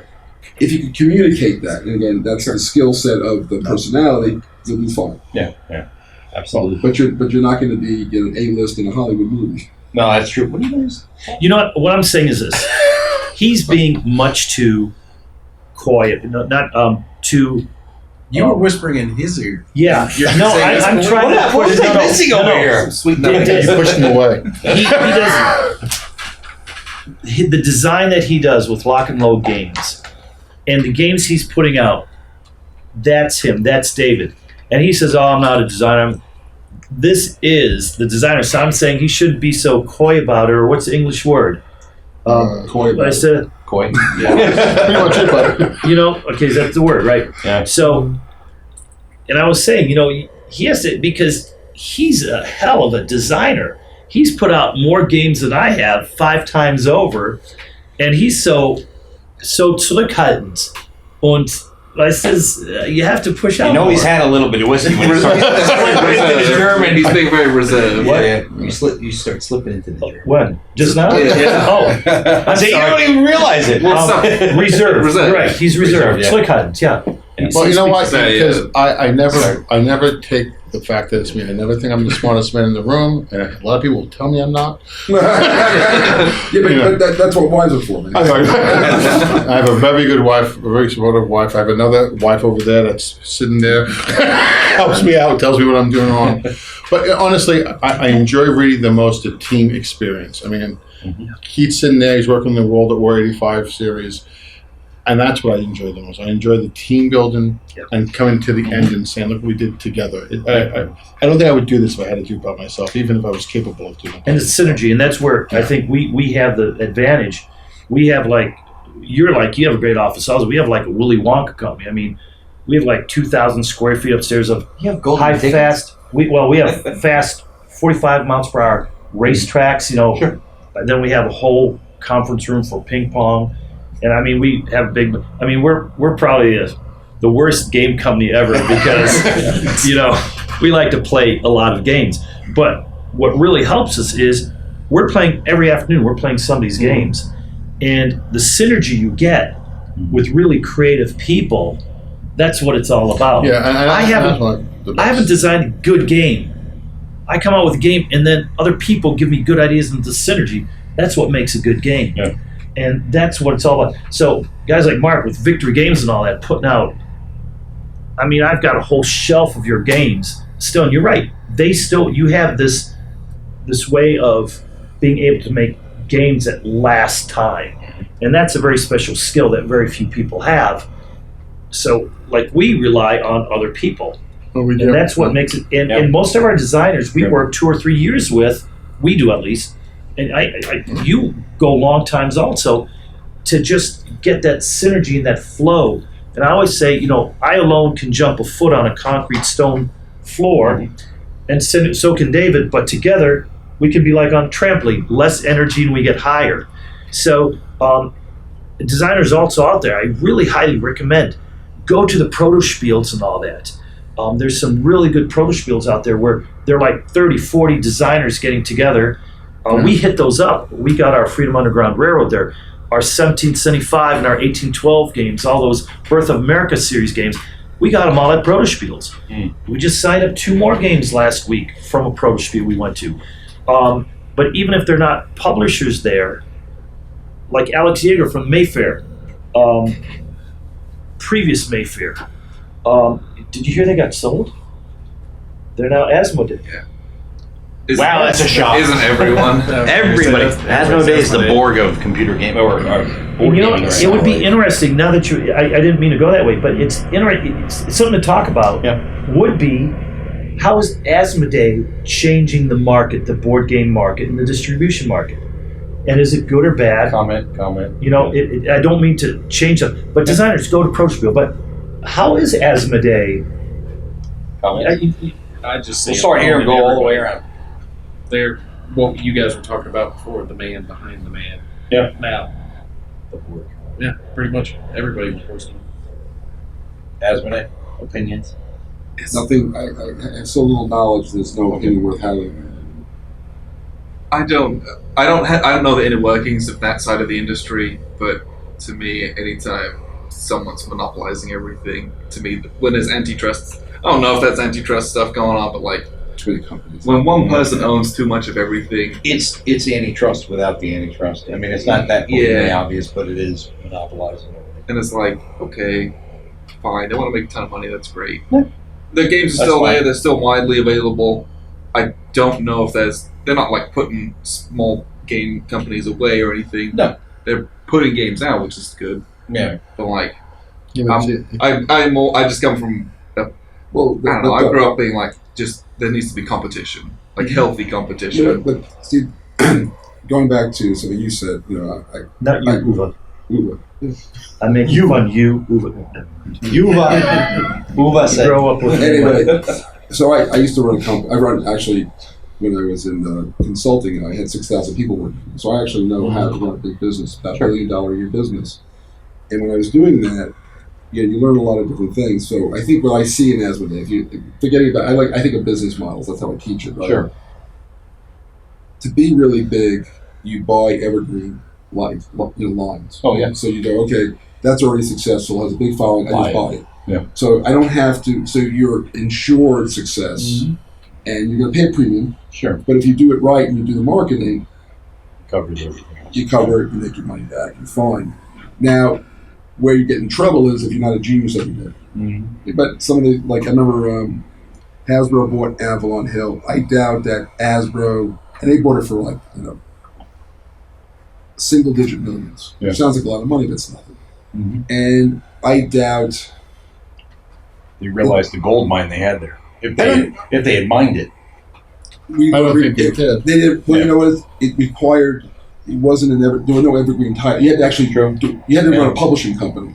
Sure. They didn't want a publishing company. They wanted titles they could license out. Yeah. They just didn't do a good job. But I think Asmodee's got it right. You buy the license for Carcassonne or whatever the heck it is, and once you've got that, you print the money for a while. True. And you just got to make sure that the presses run and things get distributed. And But now they're buying the distributors. They bought Estevium UK. Yeah. And now we're looking at who do you go with. We were trying to set up meetings with them at Gen Con, and now they're called, I think, Asmodee UK. Yeah. And I don't think they distribute other people. So if anybody knows anybody at Asmodee UK distributing, please drop my name. we want to work with them that they distribute our games. That And makes if sense they to me. don't, screw them.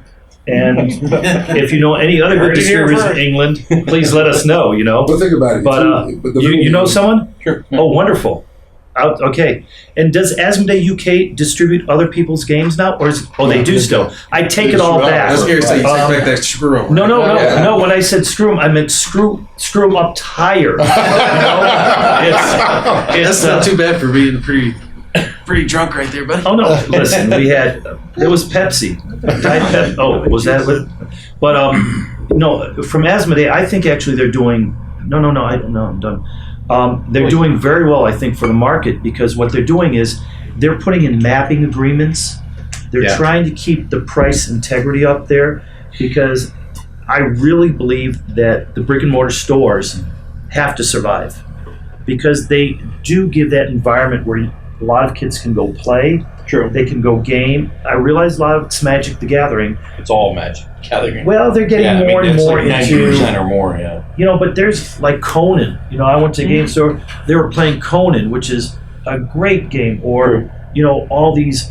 I saw Eclipse game going on. Some of my favorite games are playing, and they're teaching. They're more and more really refined, professionally run stores opening now. Sure. I mean, with real businessmen who understand that they have to market, bring in people, run tournaments. They really have professional good stores. Not like some of these old guys where it's just a room with shelves and games stacked up. And, Don't you remember the comic book industry? Or maybe it was 20 years ago, and then all of a sudden Marvel, Heroes World Distributorship bought out everything, and then they stopped selling to Diamond at the time any comics of Marvel. And everyone went, "Oh my God!" And then Diamond got bought up by DC or vice versa, and then they stopped selling all the Marvel comics to everybody. Okay? And then all the comic book stores collapsed. I lived on Staten Island. This is a 17-mile island. There was something like 14 comic book stores. And when the dust settled from all this, You came to Jersey to get your good stuff. Yeah, it was like 2 comic book stores left, and they were the best comic book stores, and that's the truth. Jersey, right. Yeah. But I think the game stores and all that stuff, it's a phase. They're phases that keep repeating themselves over and over. Business is cyclical. It really is. I mean, things go up and go down. It's just like the stock market. What goes up must come down. It's physics. But right now, how do you harness that upswing in board games? Well, first of all, there's got to be for you to go to a store as opposed to just, I want that game, hitting Amazon or some other cool stuff or whatever, hitting it and boom, it's on your way to you, or go to your store and right there. There's got to be a value proposition, and that value proposition seems to be the in-store activities. That it's like almost like it's like a community center. Yeah. And kids go there, people go there, and you're right. I mean, there are certain but Magic's an evergreen title. Oh yeah. I once played. We should design that thing. Well, I actually I knew Richard Garfield back in the day. I actually played Magic. He once said, "You want to play Magic?" I said, "Sure." So I played Magic with him one time. Really? What'd you think? Well, he's a nice guy, by the way. Yeah. But he said he wound up playing an experimental deck. And then he sprung a 20/20 green creature out of like the third card, and the game was over. I said, "Well, that's why I don't like this game." Nice part. He used to play We the People. That's why we put okay. So anyway, but the point is that that's an evergreen title, and the stores, people want to interact. Sure. And that's why I think a lot of this online stuff is starting. It'll never go away. It'll always be the bigger part of the market for now. But there is this growing desire for human contact, which is what we do. We sell human contact and interaction, and family game nights and all that good stuff. But I think the character of the games and the value proposition has to be, a Pacific War. Although many people tell me it's my favorite game of all time, I doubt they're playing it very much anymore. My wife and I said that before, right? First you were married, I didn't know that was one of your games, by the way. Oh, thank you. So I just said because it was one of our favorite games. Do you like it more now? You were the reason I got married. You like it more now? No, we haven't played it in 20 years, but she won't play those. She's now a Through the Ages and Twilight Struggle fanatic. But what I was trying to say with Asmodee, with the stores, because I think the stores do need a support structure for pricing. Sure. Because they're buying it at maybe 45% off MSRP because they're not as big, and they need to make at least 30% They have margin. to make their margin. Yeah. So, and that's So, where I really like what Asmodee's doing, that they are putting a 20% map. Now, I'm very impressed, like Cool Stuff Inc. I used to be at war with these guys because it was head-to-head. They were discounting our games even while we were doing Kickstarters. Yeah. But then I called Jerry up, the owner of Cool Stuff Inc., and we spoke, and I said, hey, what if we do some deals where you have some products which others don't, you bundle, Sure. or you keep the price up so that the stores can also do it, and we won't sell it like to Amazon or something like that, Yeah. and keep it very exclusive. And they'll work. Same with Miniature Mart. These guys are professionals. Yeah. They're super discounted because that's what they have to do to survive, but they will work with you, Yeah. and they will do their best. So the thing is, again, it's all communication and making relationships. So I think Asmodee is actually helping the market. And actually, and I might be wrong, and Asmodee, if anybody's watching this, it's just me trying to figure out the market, but I've seen like they're buying companies like the Plaid Hat Games and the Fantasy Flights and games like that, and all of a sudden I've seen the amount of games being released by these companies shrinking a little, because I think a big company like that, Asmodee, can only release so many titles per month, whereas the individual companies, these how much 10 that they overlord bought, control is in place? Yeah. right, Yeah. where each one was putting out I'm going to tell more. you a story. So you know why Victory Games was created? No. So Eric Dot, I go to see him, SPI, it was a hostile takeover by TSR. And some guy told me that one of the Bloomberg said, by the way, congratulations, you work for TSR. I didn't remember saying yes to anything. So I said, thank you very much. I never fighted them. I said, thank you very much, shook his hand. And then I went out and started another company. But for a moment there, you were part of D&D. I actually had 2 days salary from TSR. There you go. I quit as soon as I found out I was employed. But anyway, so I go see Eric Dow, and we're talking about some deals, and I said, we can bring the guys in Avalon. He goes, no. I want to start a new label. I said, why is that? He goes, Avalon Hill can only get so much shelf space. If I get a new label, I can double my shelf space. That is the guy's entire strategy to create. That's a guy who understands what's going on at the molecular level of the market. And I learned so much from that guy. And so, like for instance, when I was running Victory Games, I used to go down to the stores. Remember, there was no internet. There was no email. So I actually every time I traveled off a lot. So I would go into every store in every city I ever went and talk to the store owners. And so I go to one guy and I go, so how did Korean Wars? Like, sold off the shelves. I said, really? How many did you buy? He goes, man, 3. Then I go to another guy. I said, how did Korean War go? And he goes, a little slow. I said, how many do you have left? He goes, I have 2 left. How many did you buy? 48. So I then went to Eric and I said, here's what I want to do. I want to cut back everybody's initial order by 25%. He goes, are you crazy? I said, and I showed him all the numbers. I showed him all the math to it. So he went along, I'll let you do it once and we'll stop. We raised our sales by 50%. Because the perception was now instead of getting 48, the guy got 36. Sure. He sold 36. Remember, he sold before he sold 46. Exactly. He sold 36. Boom. He then ordered another 36. So now he sold 72 instead of selling 46. He's unhappy. He was happy when he sold more. Sure. So sometimes you got to really think about. Now, I'm not saying that's how the market works now, but I will tell you, without even knowing anything about Asmodee, having done supply chain strategies for big companies like Lego and stuff, I believe what they're doing is there comes a point where the margins get tough. Well, they have to, yeah. Yeah, and so the only way to squeeze margin is you have to control. You have to vertically integrate your supply chain. Sure. So that, why does Trader Joe's cheap food? Because they own it from farm to, it's their brand. Yeah. Vertical integration is always going to get you left. Now, of course, you have limitations. And I think the problem with vertical integration is you can only push so much out the door. That's where another label helps you. True. Because now you've got another crew doing the same thing. And so I can understand how but I bet you their margins are getting much better because they control the thing from end to end. Now, will they work with you? I have no, their corporate culture, I have no idea what they're like. Right. But that's what they're doing. I consulted for years turning companies profitable by just fixing their supply chain. Sure. Well, I'm just trying to see how are they influencing the game market right now? Oh, yes, they are. And I think, Oh, but then is that giving openings to like CMON games, the Cool Minis or not, or other ones like that? Well, we're going heavy on the Kickstarters. They're using Kickstarter primarily as a pre-order. You know, Correct. that's all. So are we. exactly what they're So are we. But that's all they. But remember, that's all Gene Billingsley and I years ago talked about, and Gene created from those conversations why SPI went down. Yeah. The P500 was around long before Kickstarter. Mm-hmm. That's why GMT. The difference, though, is P500.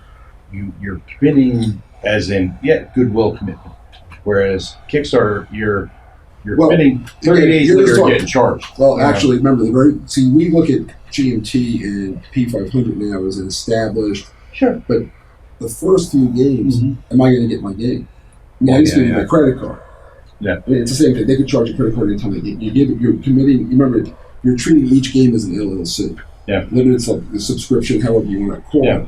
And so you're using the value of the guaranteed sale, and we always know that if I can get this many pre-orders, I can get another X amount from the distributors, and so now you understand your business model. So now when you go to the printer and say, give me X amount of games, your bill's paid. Yeah. Now I get the games, I get delivered, which is always the key part. Yeah.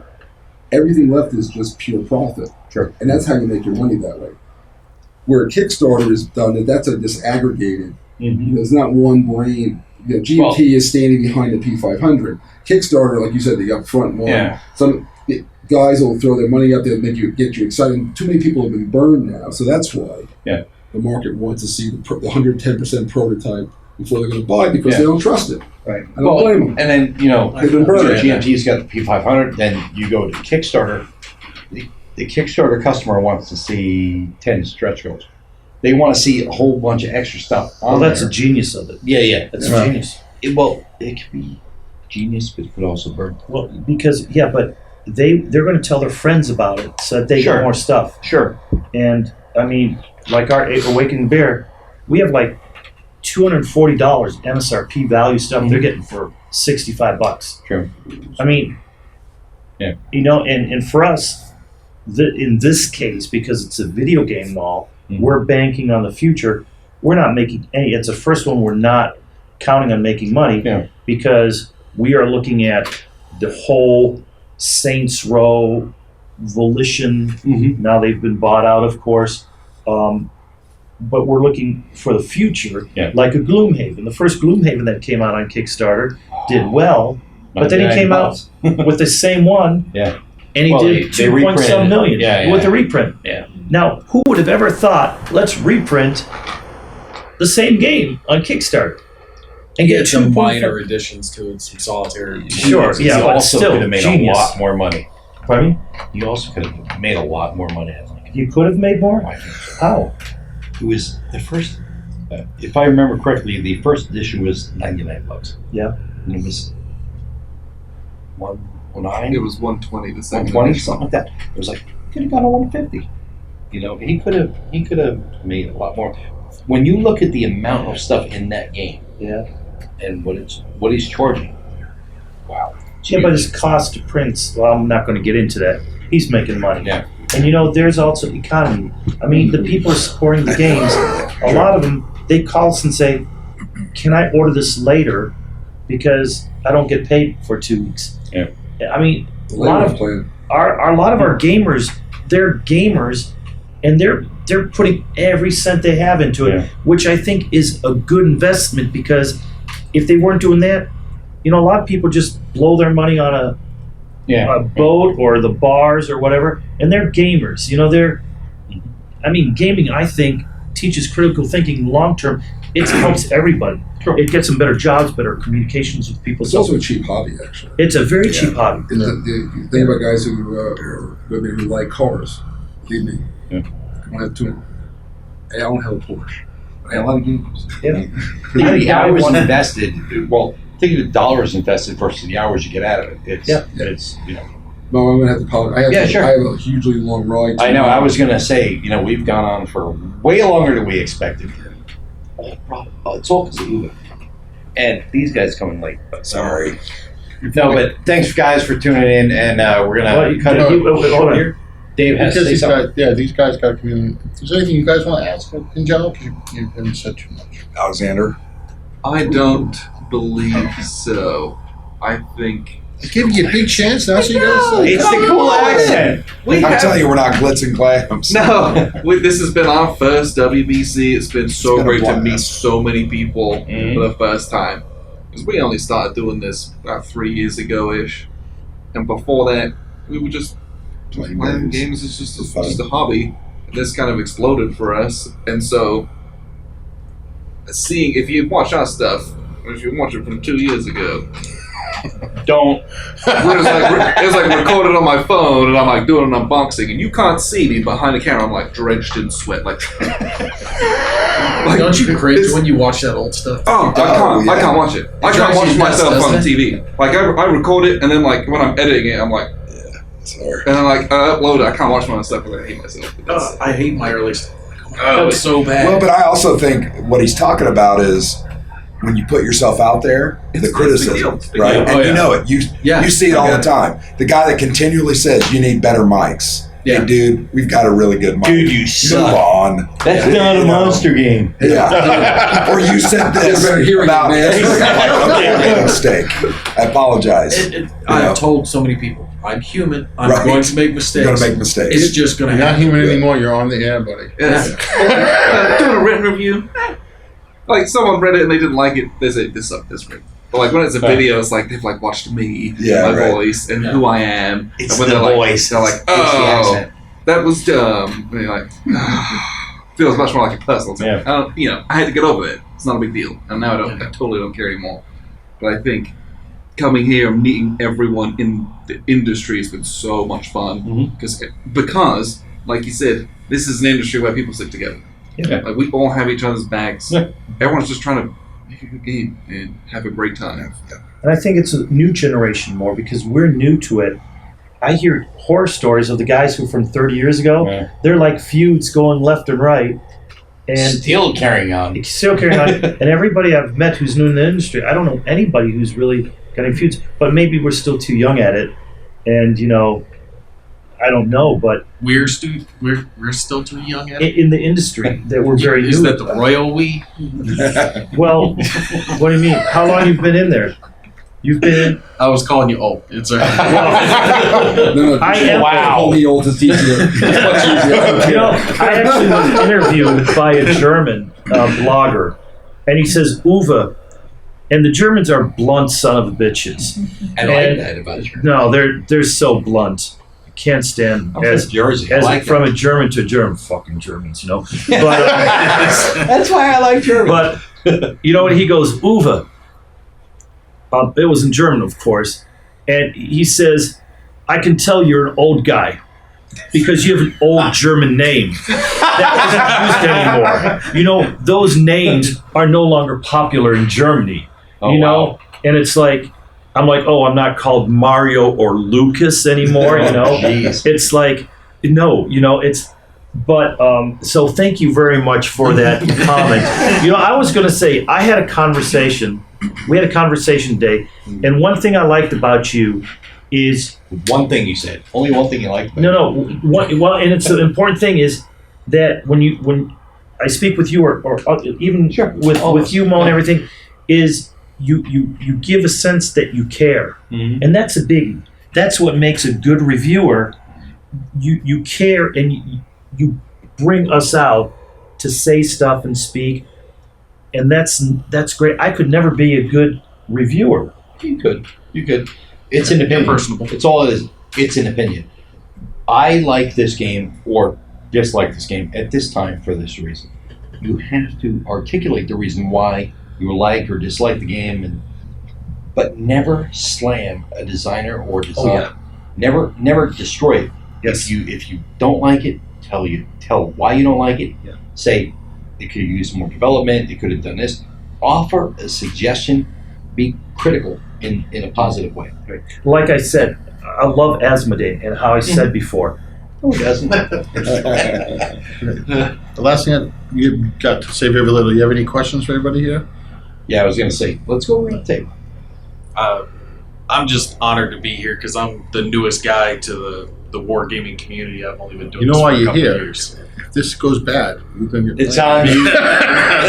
So just remember, No, I'm just. And you got your beautiful wife back there who wore my hat. So Yeah, that's actually the other reason. she wears it better than I do. And she's wearing a lock and load jersey also. Marketing, I keep telling you.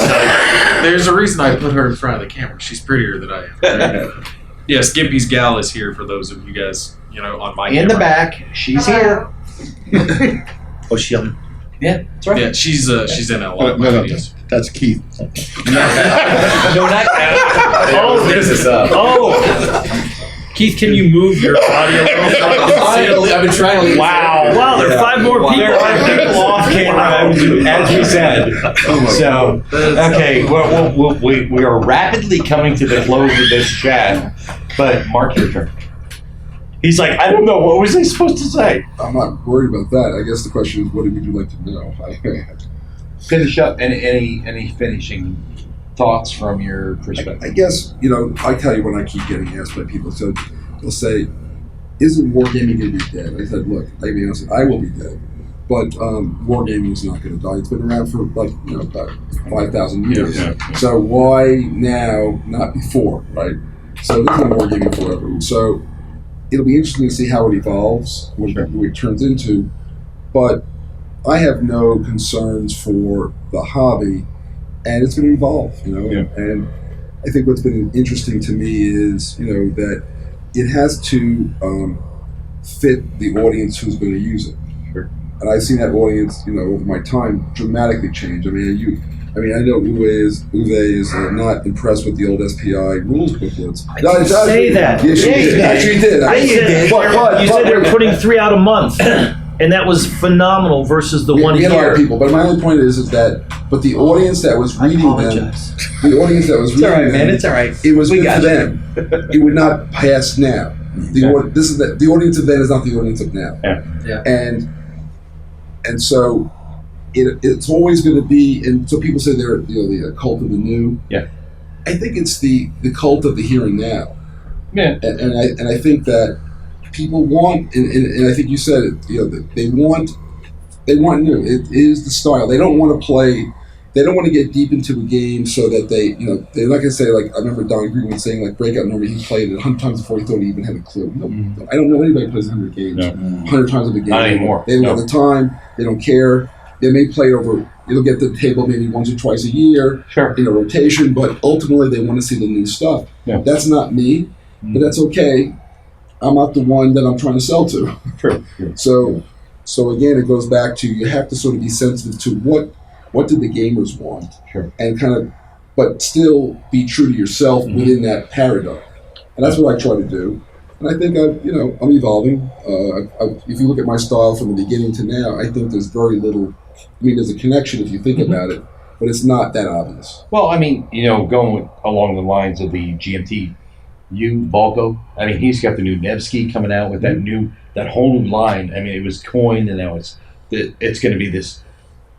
They call the line, but Nevsky's going to start it off. Levy and Campaign. Levy and Campaign. That's Levy it. and Campaign. So it's a whole new line that he's going to explore, and it's, if you're a designer, be, like you said, true to yourself and find something you like, stick with it, and explore it. And that's what I'll he's tell you doing. something funny about SPI. So we used to have this. Jim Dunnigan is a very big. He made his money as a quant on Wall Street. So before that, he was a quant at SPI, and he had the feedback cards, and he went to go through all this stuff. And so there were 6 games a year, and there were 5 games that were fed back, and that's how I got to do games. I fed back games that people wanted to play, and I did them, and they got published. Sure. But one of them was the editor's choice. Jim didn't have to worry about the feedback, but I think one of the best games that SPI ever did was Battle for Germany, because nobody would have agreed to have that published, because it wasn't like what they had. Sure. And I learned a lot from that. So for me, when I do a game, I'm doing editor's choice, just within the paradigm of time and resources. Whatever is easiest. Yeah. So there it is. So, one thing that I think is fascinating at the moment, and that is spurred by some stuff that you guys are doing, is the digitization of board games. So I know GMT just announced they're doing like coin games and Labyrinth digital. I know you put Lock and Load Tactical digital. I know there's digital versions of Academy games coming out. I think, and we've, even from Twilight Struggle, just having that on an app that people play and it's against the AI, there's so much discussion online about the app and the AI. And I've had people comment on videos that we've done, they say, hey, I played this game, I love this game. Is there anything else you'd recommend? And I think the digitization of board games helps it's $5 to have that in your phone. People play it and they're like, oh, I want more. Yeah. And I think playing against the AI is fine, but then that it whets people's appetite to play against an opponent. I think that's going to drive board game sales. Specifically, helps people to get into war games, so you get some of these not war games, Twilight Struggle. And I think that's going to be an interesting shift to see digital sales impacting and growing kind of physical sales. I'm very interested to see how that's going to play out in the next few years. Möchte mich entschuldigen, dass ich manchmal zu viel töttere, aber Too much whiskey? no. I said in German, you know, that sometimes I tutter too much. I say stuff very bluntly, and then I say it bluntly by German thing maybe. But again, SPI, love. Asmodee, please don't bomb my company. Please, Lock and Load is my love, so please don't bomb my Lock and Load company. I'm shifting, you know. By Tuesday, Asmodee buys Lock and Load and Academy Games. There you go. And we'll be in the Bahamas by an island. It worked. Right. Marketing. Yeah. And who was the one who was in Malta? Rado. Yeah. Duh, I drew a brain fart. And he's now back in America. Oh, is he now? Yes, and I'm so disappointed because my dream was to become his neighbor over there, and now he's in Colorado somewhere. He's your neighbor, man. probably. Who the hell wanted me in Colorado? Sorry, Dave. I don't know where he is. But anyway, my comment is the gaming industry is a wonderful industry. I've been in many industries. I've been in the steel, industrial, beauty industries, online, gambling industries. And this is a first industry where really 99% of people are really great people. They're really good because we have an all passion for gaming. Yeah. But the most important thing is that we have intellectual property that can't be easily copied and knocked off. So like we have a Mark game out there, you're not going to get Abdul Rafal coming up and saying, hey, I've got a game almost as good, or a Shenghuan Chinese manufacturer saying, as good as Mark's, get mine instead of his. Yeah. Or it's like a good novelist, you know. If I have a Grisham novel, I'm not going to buy a game at half price because they say it's as good. So I think that's maybe one reason why there's so much helping and cooperation, because there is that intellectual property. And one thing we didn't talk about is the fake games coming into the market, like Ticket to Ride and all that. I mean, Alan Moon is losing millions every year. Yeah. Because Amazon, all over Amazon. I heard up to 30% of these games are fakes that are being... The knockoffs. Yeah, knockoffs being sold directly to distributors at third the price. You call Ticket to Ride. Yes. Like Ticket to Ride. Pandemic's a big one that's suffering. Pardon me? Is that actually what it says on the box? Yes. It's Ticket to Ride is the game. Yeah, it's 100% knockoff. 100% knockoff box. 100% knockoff. Wow. And so that's something we're when going the to retail goes for, for lack of better, for third the price, $50, and you're buying it for $25 on Amazon. It's probably And it is. Of course, and that's what they're fighting now. Yeah. But the problem is that the distributors are buying it directly from these sources in, so it's hard to get them overseas. But my whole point is that gaming market is great, and it's just a wonderful market, and I'm just so grateful to be in it. With like even us here sitting and talking. Yeah. So competitors, but not competitors. I don't see us as competitors. What I'm saying on a I think Mark would disagree. I disagree on it. You know why? Because every game that he gets a new player to game, I'll guarantee you that player sometime next 3 years is going to buy one of our games. Yeah, And every game there's too many people, too few games. You gotta keep making. You gotta make more games. I need you to go faster. I don't know. I'm gonna put out 7 this year. That's pretty good. Only 7? 7. Yeah. I put up one every 4 years. Yeah, That's the attitude. Well, damn, I suck. He's got 7 games. I can't even do 7 reviews. No, but Dave, your turn. You know, I'm just I'm thankful. I'm proud, and about being part of the group. There you go.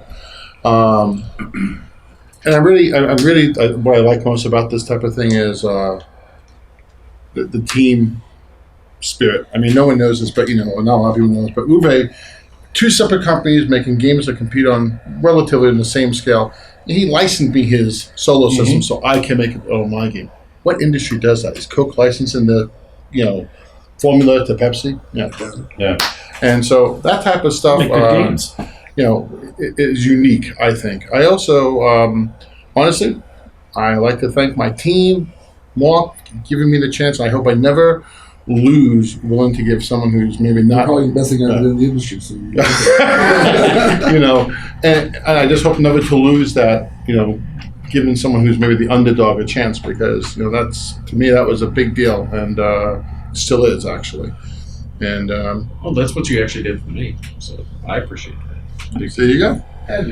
You were never an underdog, though.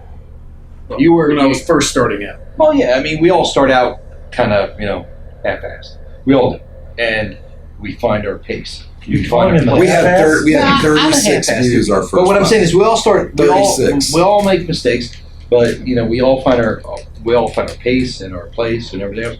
You found yours. You've got your wife to help out as well, and everybody loves Gimpy's cow. What we're really good about this is I'm a good talent scout.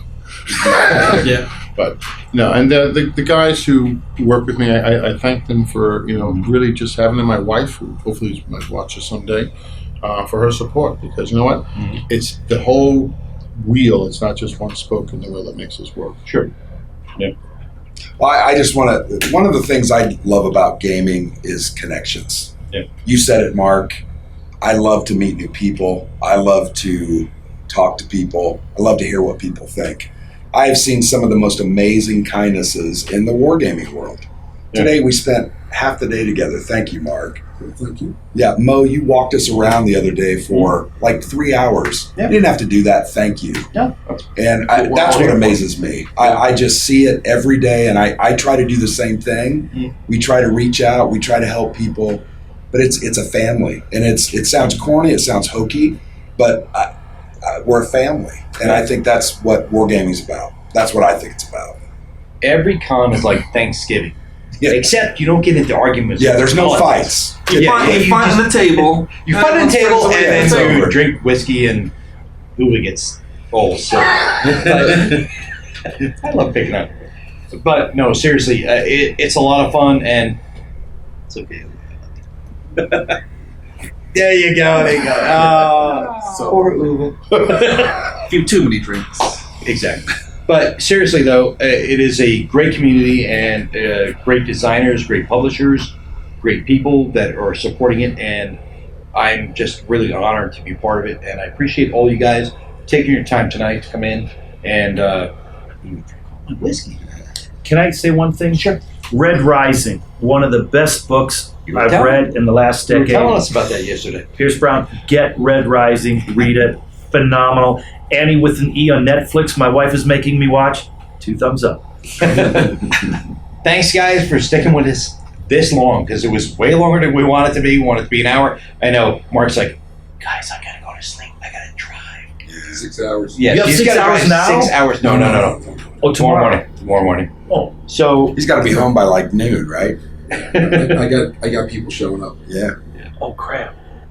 It'll be all right.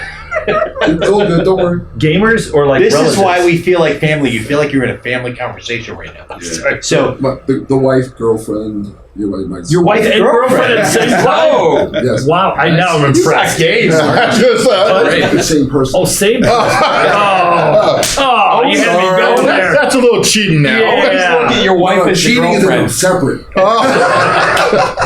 Always look at your wife as your girlfriend because you always have to impress her. Yeah. That's the good thing. Look, I've been married 40 years. I know what to do. There you go. So anyway, thanks guys for tuning in. I really appreciate everybody spending the time here. We had Grant and Alexander from Players Aid. We had Dave Heath from Lock and Load. Uwe Eckiert from Academy Games. Mark Herman. Don't need to say more. Can you stop saying A lot- my name last? Because A lot of and Gimpy. no, not going to say Gimpy. And we had Nate. the other people back there that aren't on camera. And we also have Nate, the Gimpy Gamer, Yeah, Nate. my brother Marine. Thanks, bro.